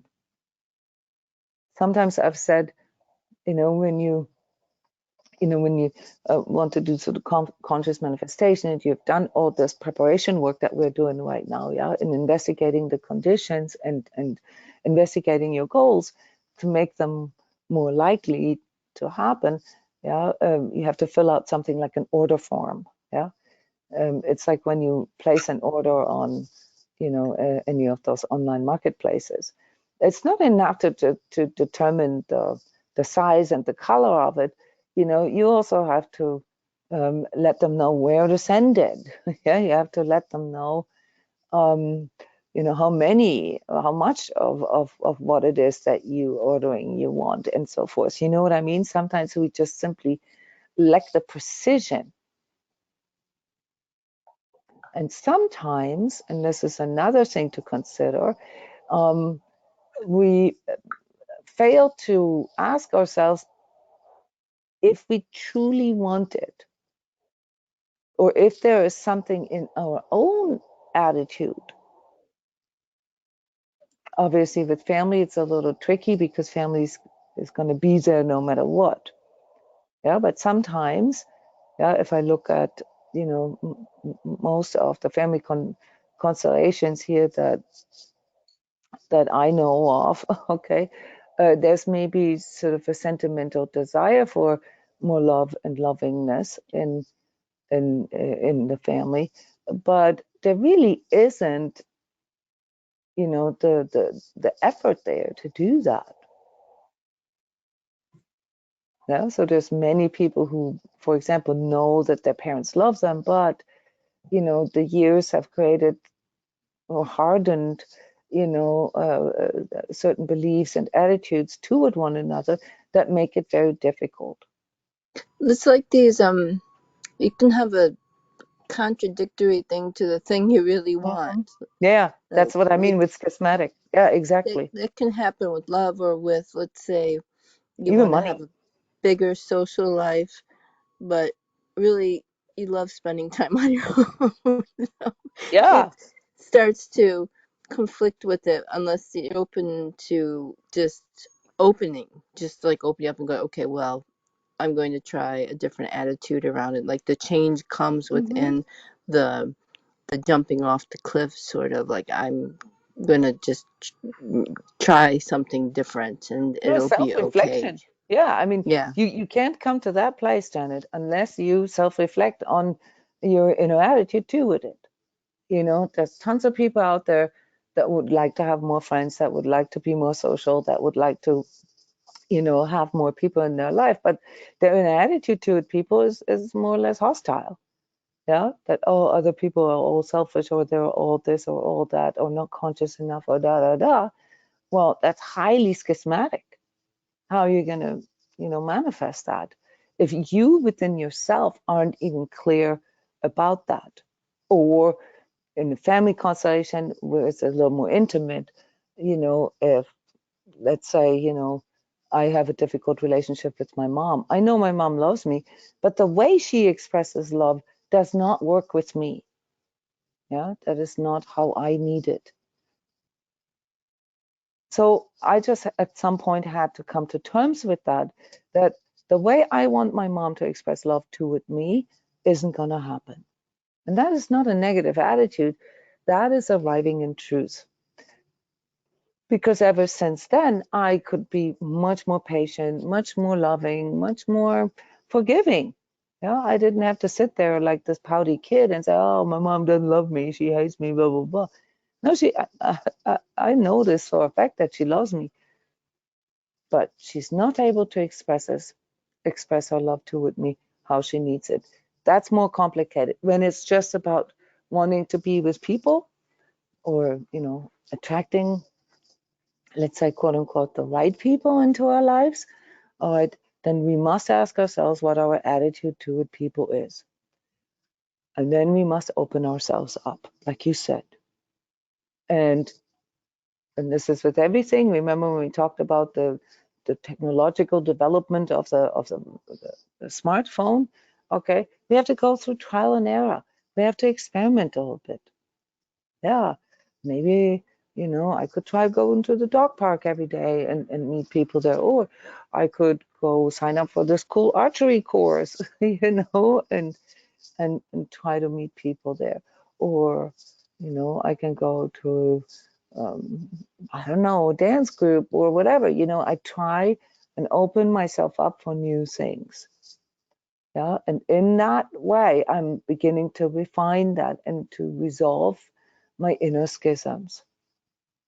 One thing is for sure, and that is something that I see a lot in energetically sensitive people, is that there is sort of a slightly negative attitude to other people in general, because we have made so many negative experiences with others that we no longer believe that there are people out there that could be compatible with us.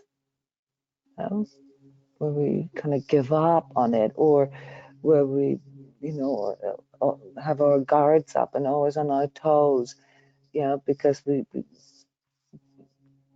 can't really trust other people. And all that is understandable, because if we've made negative experiences with opening up to other people before, yeah, then it's understandable that our attitude is a little more suspicious, or a little more, you know, um, on guard. Yeah, and then we need to ask ourselves, okay, well, maybe there's something that I'm not seeing. Maybe it's, you know, maybe the cause for my negative experiences in the past has to do with me not actually, you know, either respecting my own boundaries or other people's boundaries. Yeah? Or, you know, being blindly trusting, or too closed off, either way. So it's not really, you know, about the other people. It's about, you know, how we approach this. And that has to do with maturity. That has to do with this refinement process, with the entirety of our growth. Yeah, that we, in an ideal world, yes, the more experience we gather, the more refined, our inner attitudes and beliefs and the alignment with our goals becomes. Yeah, I would like to have maybe one or two more friends, okay, but not at all cost. Yeah, not any kind of friends. Okay, yeah, it's not about quantity. I would like to have, maybe someone that I can, do archery together, or someone that do you know what I mean? Like, we have to define it for ourselves clearly what it is that we want. When it is about relationship partners, let's say we're single and we would like to meet potential partners, well, then it goes back to, building a foundation first. Yeah, when the foundation is friendships. Okay, so the foundation for partnerships is a friendship. And not to say that, every partnership has to start with being friends for years or something. That's not what I mean. But what I mean is we're practicing our friendship skills with our friends.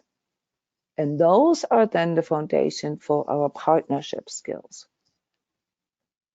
So in a way, if you're looking for, more people in your life, or deeper connection with other people, and potentially also a partnership, yeah, a romantic relationship, then you need to start with friends, building more friends, opening that up.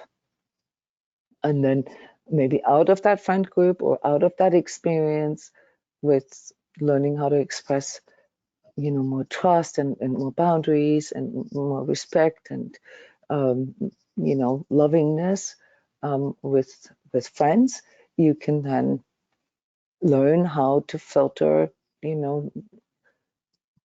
say, potential partners out of that. So it's not magical at all. This is really what I'm trying to show you guys here.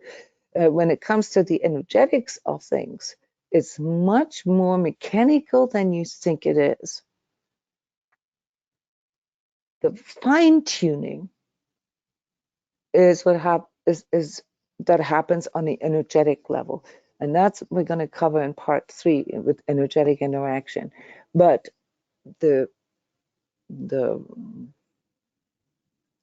more sort of like the general mechanics of manifestation have to do with what we hold in mind. So what we hold in mind, and that includes our beliefs, our attitudes toward ourselves and others, toward the world, toward what's possible, yeah, toward how we want it. And in my experience as a coach, 99% of people's manifestation efforts fail because they're not aware of their attitude and the schisms that they carry inside of them, which is basically like poison, because it constantly attacks your own goals. Yeah. And they're not aware of what it actually is that they want. They're unable to define what it is that they want. So that's why this work on our goals and the conditions that we are trying to manifest these goals into, okay, are the two main ingredients for conscious manifestation. Yeah, we've had a workshop about mastering our goals. And there we had to learn that it has to do with our needs and our wants. Yeah? And then, we need to learn to align, what the ego wants and what our true self wants. We need to align it. We need to align this within ourselves first. We need to basically determine, yeah, who's boss, which domain we are, whose domain we're operating in. And then we can go out, yeah, and begin to apply it. But if we are schismatic about it, yeah, if we have these conflicts, yeah, then we're basically sabotaging ourselves. But there's another aspect to this, Janet, and that's what I mentioned earlier, is the higher you get in consciousness, the more inclusive your goals become. So this conflict between, I'd like to spend more time with other people, but I like I like the time on my own, only sounds contradictory or feels contradictory on an ego level. Because on an ego level, we see all the time that we spent with others as time that goes away from us spending time with ourselves. From a higher self perspective, it doesn't have to be that way. We can experience the time we spent with others as time, that we like to spend with ourselves. If we are authentic, for example, if we are, free to express ourselves in who we are, then there doesn't have to be a contradiction if we are able to communicate our needs and wants. If we can, feel confident that, the other people that we are interacting with, that they know who we are and so forth. You know what I mean? So the schism, yeah, this conflict between wanting this and wanting that, on the other hand, can be harmonized, and that is what where we can start. We need to be able to conceive that it can be harmonized. I know a lot of people who want to have relationships, but romantic relationships, but don't want to give up the privileges of living alone.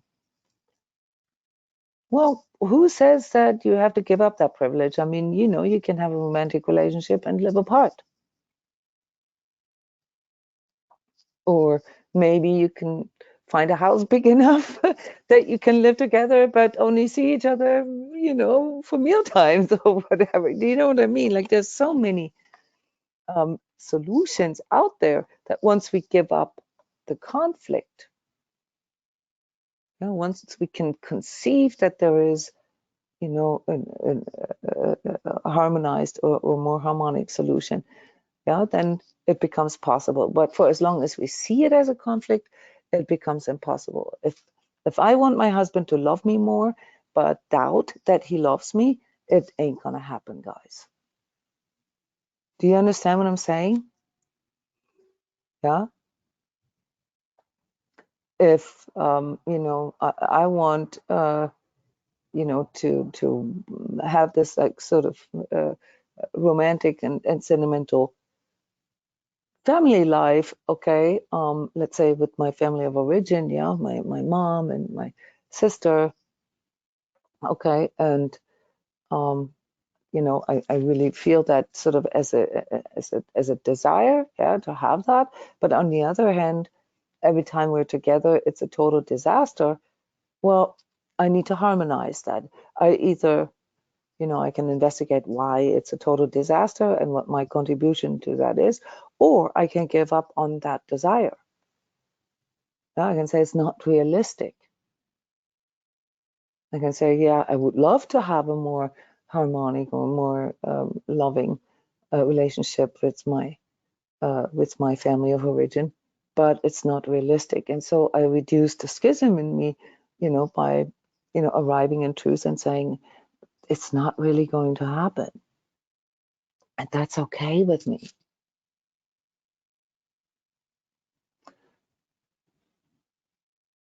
It's a lot easier when it comes to like career and finance, also to a degree to health.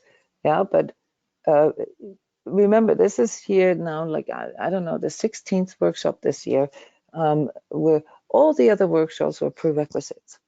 Yeah, how to master our thinking, how to master our feeling, yeah, how to master, how we choose, yeah, how we will things, yeah, how we work with our motivation.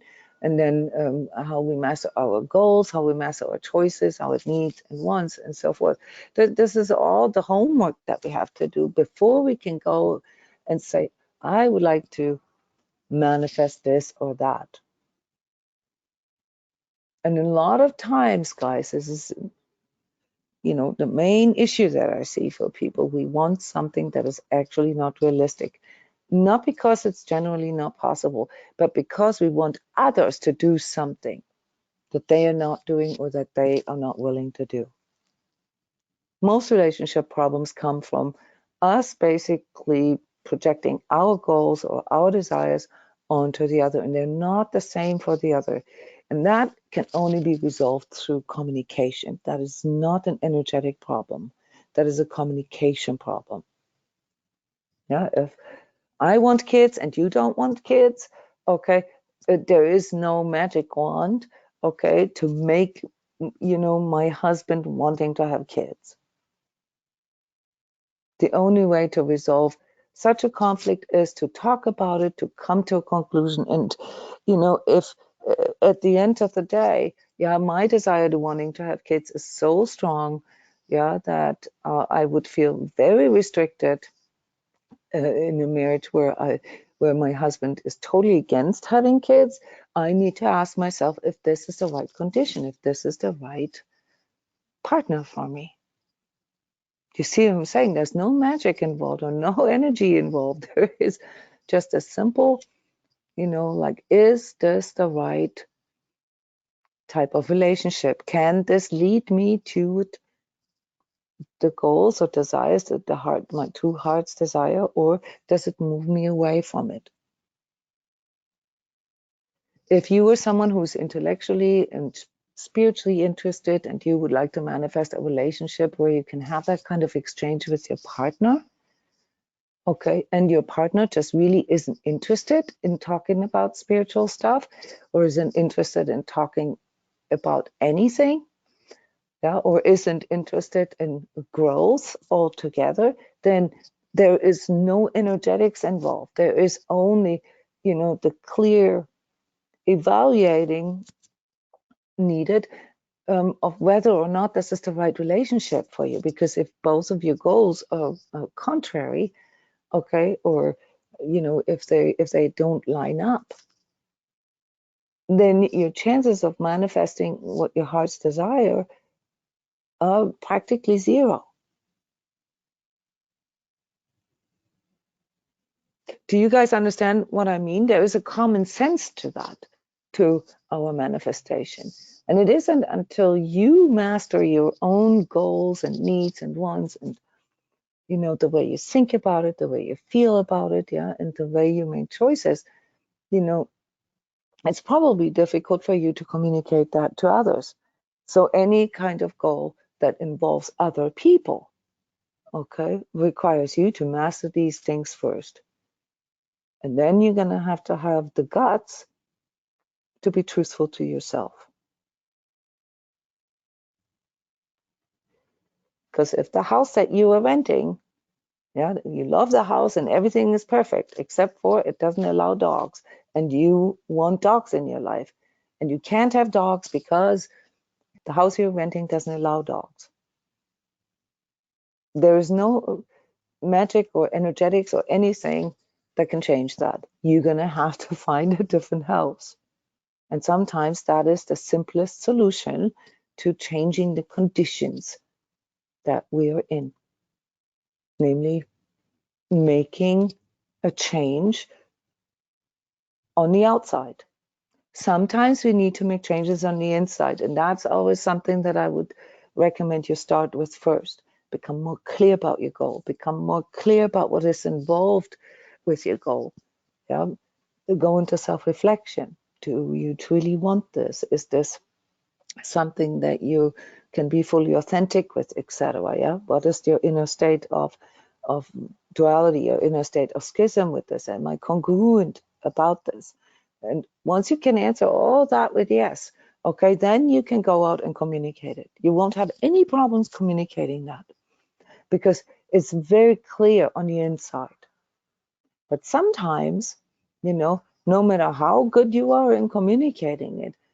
Yeah, if the other, yeah, if it's another person that is involved in your manifestation efforts, doesn't want the same as you do, okay, and says he or she doesn't want it, then the problem lies with you, namely that you stick with the relationship or with the house or the apartment. Yeah, and in that moment, you've made a choice, and that choice is that you disregard your desire and prioritize something else. And this is how we get into these life situations, guys, where we don't understand why Jona, we're not manifesting what we want. just to clarify it, so it Mm-hmm. really like that kind of thing of, okay, you know, you want the dog, but you really love your apartment, and, you know, I love the color of the Mm-hmm. walls, and it has the perfect wood, or, Mm-hmm. you know, this guy looks great, and this and Mm-hmm. that. Then that's like what you explained in the beginning. You're stuck in an ego illusion of what you have compared to, and it's making a conflict with what you spiritually or growth wise feel you need, Yeah, it's right? not So necessarily an illusion. On an ego level, all that might be completely true and real. Yeah, yeah. I have the perfect husband, you know, he's rich, he's pretty, he's everything. Okay. But he's not interested in talking about, you know, things that I like to talk about. Yeah, then you need to ask yourself why you still want it, not the relationship, because you can also say, well, okay, then I look for a friend that I can have these conversations with. And yeah, because we don't have to do everything with our partners. Again, that's also, you know, like a way to reduce the schism, but we can't get stuck in our schisms, okay, because that leads to unwanted manifestations and karma.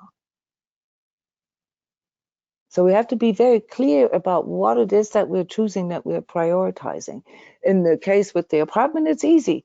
Perfect apartment, but no dogs. How much do I love having a dog? Do I love it more than going through the discomfort of having to move and finding another house, maybe a house that is less perfect, but therefore I have, you know, my dream fulfilled and have a dog? This is a choice. This is not magic. Yeah, it has to do with the priority that I give it. And the priority I give it has to do with my head, how clear I am about what it is that I want.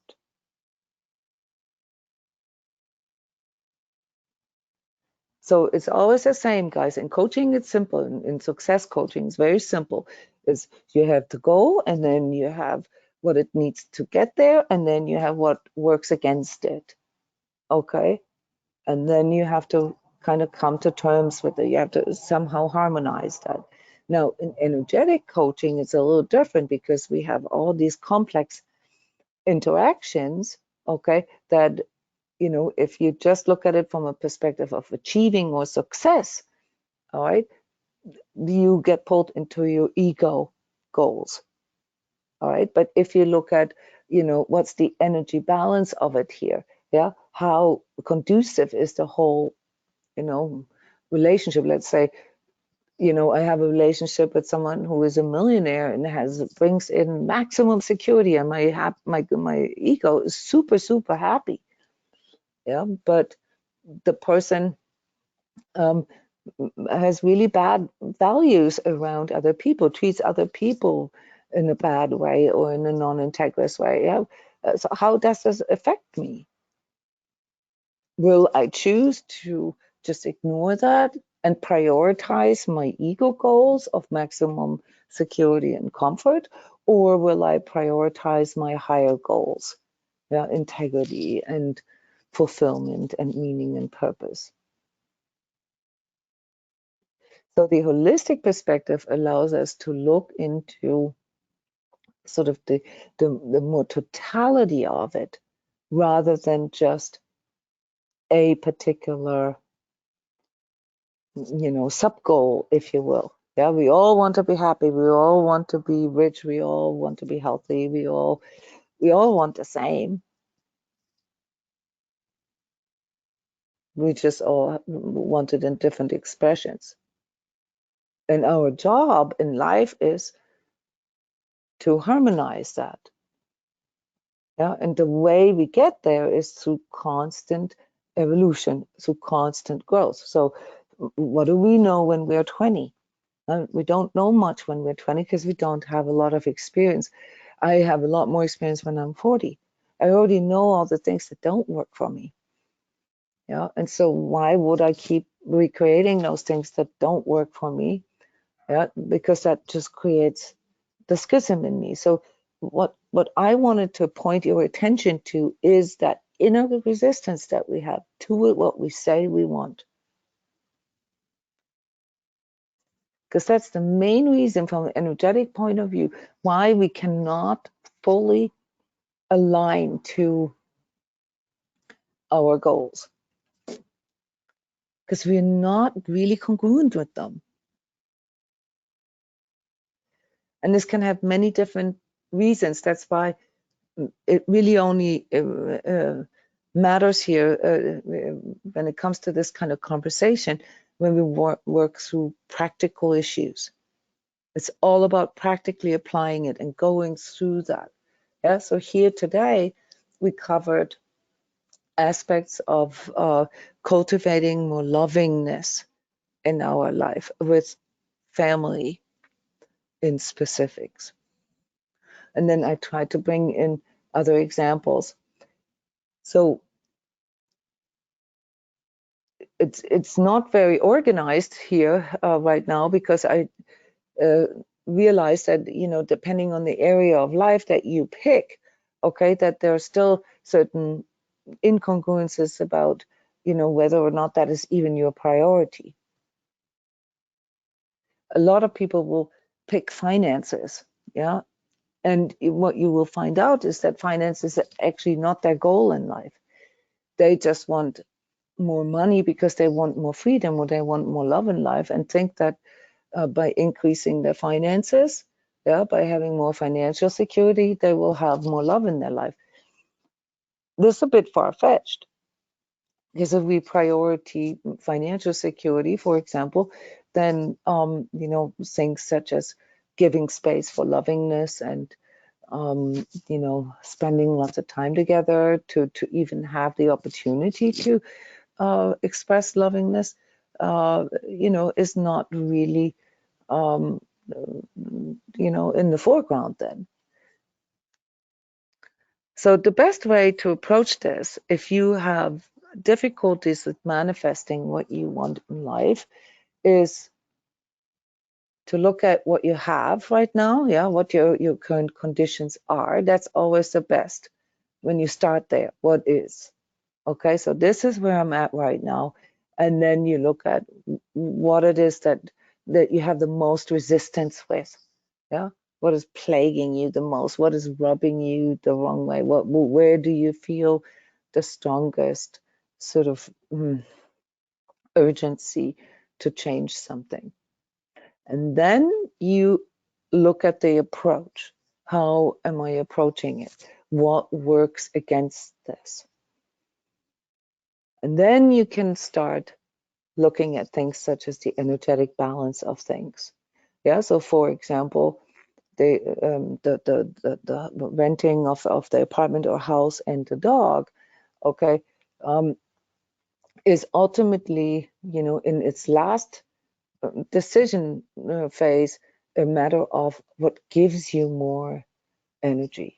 Yeah, what is better, more conducive overall for you to excel, to love, to grow, to evolve.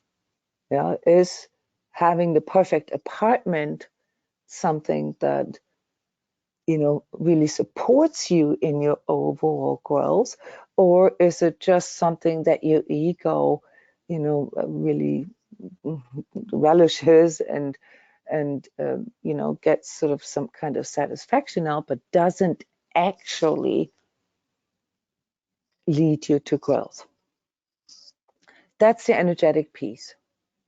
Yeah, and then how does a dog, or how could a dog contribute to you increasing, or bettering your energetic conditions?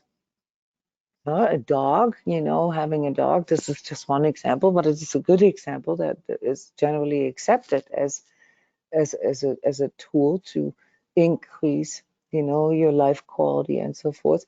A dog's needs are very much aligned to your needs. It needs good food, it needs play, it needs lots of love, and it needs lots of exercise. Those are all things that you need as well. So as you are doing this with your dog or for your dog, you are generally just on a very simple level engaging in activities that are good for you as well.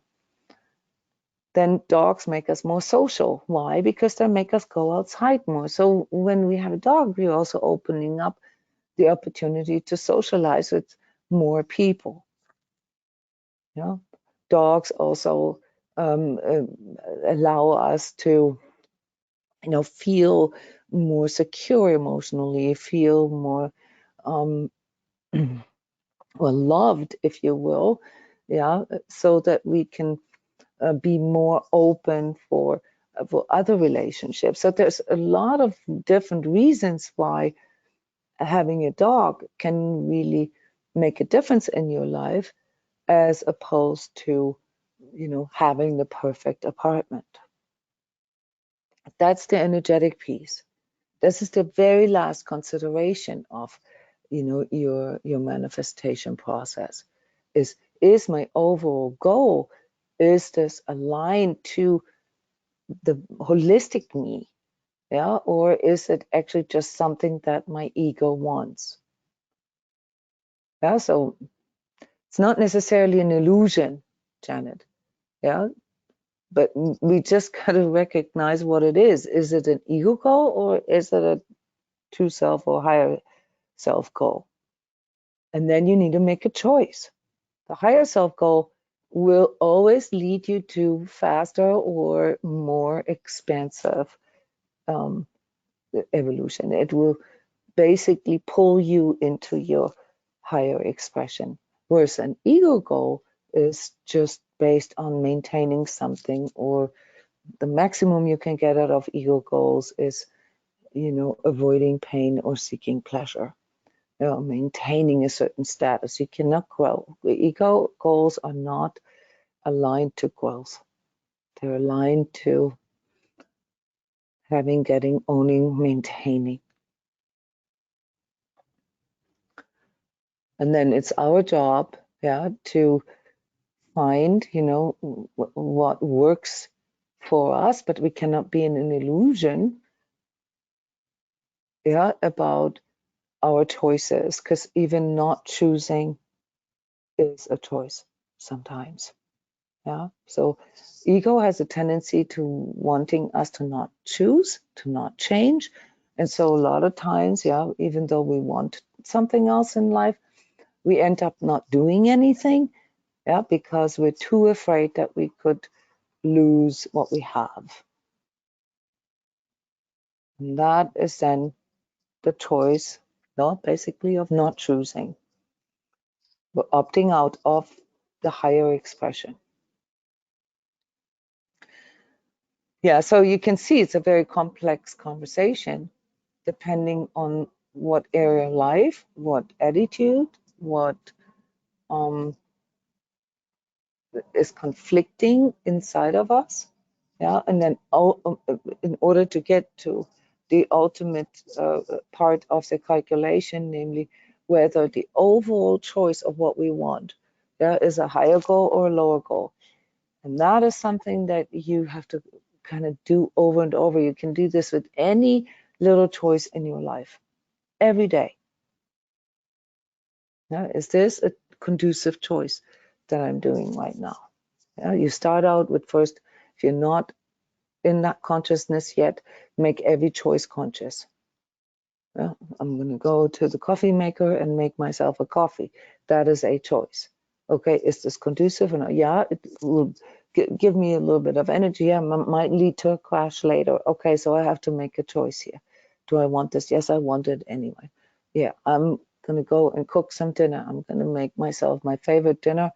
Is this conducive, yeah, for my energy? Is this something that, you know, provides me with energy? Is this food that is healthy for me, that makes me feel good? Or is this food that makes me super tired and, you know, gives me a bellyache afterwards? These are all choices, and you make these choices every day, all the time. And my impulse here for you is to investigate all your choices based on whether they're conducive, whether they align, or whether they create schisms in you. Because if they create schisms in you, then you need to go back to the drawing board. Then you need to ask yourself, wait, what is my goal? Is my goal really just survival and comfort and security? Or is my goal higher in nature, yeah, in energetic nature? Is it, you know, fulfillment and purpose and so forth? Because if I prioritize security, comfort, and survival in my life, then all my choices will ultimately be aligned to that. They cannot lead me to my higher goals. That's the realization that I want you guys to go home with now. In our third part, as I mentioned, I would like to talk about the energetic interactions between people, because they, well, not just humans, it's also animals or places, but how they can affect our manifestation efforts. Yeah, and what it is that we can do and what we can't do, what it is that we need to become more aware of.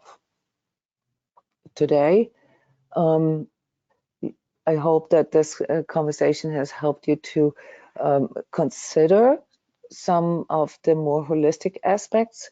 Yeah, we had one example here. I would love to talk more about these practical applications. Yeah, these actual manifestation issues that you have in your life. Because if you believe it or not, this is what occupies most people 99% of the time, all the things that they are not manifesting. And so by having this conversation and by investigating the different components of your manifestation efforts, yeah, like the degree of clarity about your goals, the degree of schism and versus congruence, yeah, the ability to know whether something is conducive overall or restrictive, yeah, these things need to be practiced.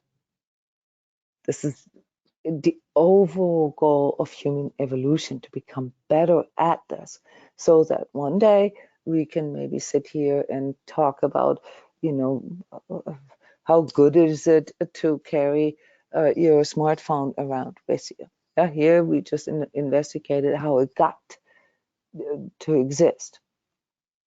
Yeah, but whether or not that is actually something good for us or for the collective, that is, you know, basically the highest level of consideration. Is this energetically good for me or for us? Yeah, to engage or to strive for this, or is there maybe something else that we should prioritize? So that will be the third part. I hope that these complex topics here that are very difficult to wrap up in even, well, now 2.5 hours. I can't believe how much time went by. Yeah. Jona, I have to say I'm very, very grateful. I feel like I was learning through a fire hose, but some of your examples will stick with me forever and really made it so that I feel like I can understand and put some of those things to work right away. So thank you, thank you, thank you. You're welcome. Thank you for giving me the feedback. Yeah, it's very hard to have these conversations without practical examples. Okay, so for the third part, guys, come with problems. Even if it's not your own problem, if this is too personal for you, maybe you know somebody else's problem, and we can use this as an example to talk this through so that we can practice the way of thinking and the way of choosing. Yeah, because that's what it is that we're trying to apply here. How to think about things right, how to align ourselves, and how to choose right. Not right as in good or bad, but as in, yeah, conducive for our overall energy, for our overall development and growth. Okay. All right, everyone. Thank you so much for being here. Thank you for sharing. Lovely to hear your guys' voices and especially your feedback. I'm looking forward to number 3 and the last workshop in this series here in 2023. Next year in 2024, we're going to have a workshop series called Building a Bridge Between the Physical and the Spiritual. Yeah, where we're going to look at some of these things from a different perspective, from a more spiritual perspective, applying or utilizing all these things, these fundamentals, yeah, of mastering our own life into like, okay, what is the greater goal here? Even greater than just what I want to manifest here for my life. So I'm looking forward to that as well. All right, everyone. Sleep well, have a wonderful day, and I see you again soon. Bye bye.